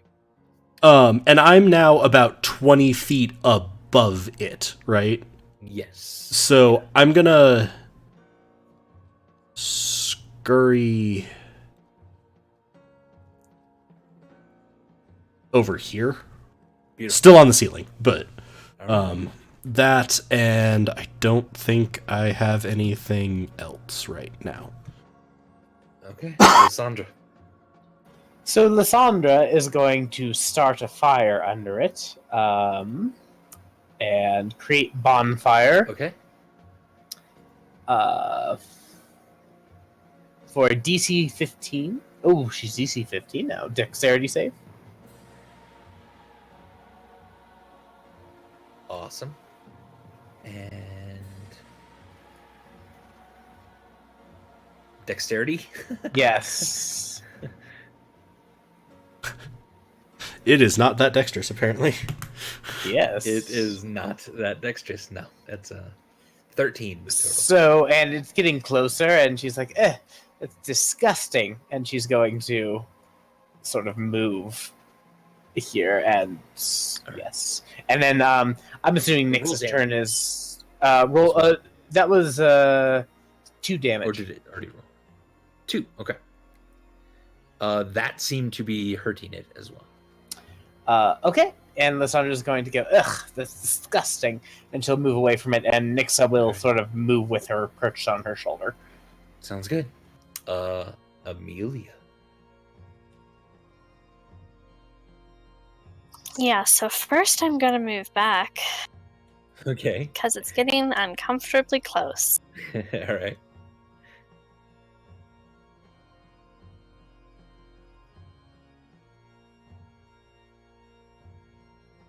Actually, I guess first I'm gonna shoot it because there's not really a good back to fall back to that's not around a corner. Okay. There's kind of a pillar here, so you just have to kind of move just a little bit to angle to get it, but not by much because it's giant. Okay. And So it's starting to try to cover itself in silver. heavy crossbow. All right. 23. Definitely hits. 6 magical piercing damage. All right. Beautiful. And second attack. 25. Okay. 13 magical piercing damage. Please describe to me how your boat destroys this ooze. I mean, it's an ooze, right? So my bolt just fires into it, and the ooze just oozes itself to death, as oozes do. As oozes do. As oozes do. Perfect. It just splutters up this acidic sort of foaming mess as it then sort of dissolves and eats away into the stonework beneath your feet, Silver. Gross. Very. Squirm hates this place. Yeah. Why did you guys want to come here again? Sword. Need sword. All right, you take a moment, you take a breath. You are now looking down the corridors, looking down the broken walkways, wondering, this is an awful lot for whatever is hidden deep within here. And you're pretty sure with an encroaching fear that there is much more to come. And I think that's where we're going to end tonight. But guys, just think we got to see some really great art. You did. It's Silver. That concludes tonight's episode of Helpful Goat Gaming presents Waterdeep Dragon Heist. If you enjoyed this and are curious to see where the story goes, probably wrapping up next time, please follow, for Twitch, not for a podcast. Please follow us on Twitch, where we are simply Helpful Goat. Subscribe on YouTube at Helpful Goat Gaming. Hey, we're a small independent game design firm and could really use the support. If you'd like to know more about us, our streams, our company, or our upcoming projects, you can visit helpfulgoat.com, follow us on Twitter at helpfulgoat, or check out our Facebook page at helpfulgoat. Thank you so much to everyone for playing tonight. You've made it into the Vault of Dragons. Thank you for listening. We love you so much. We immensely appreciate you. And from all of us on Helpful Goat Gaming Presents, we wish you an excellent evening. Good night. Good night. Bye. Good night, everybody. In the words of Debbie Boone, you light up our lives. What the fuck is Debbie Boone? Moving on. Have a good night, everybody.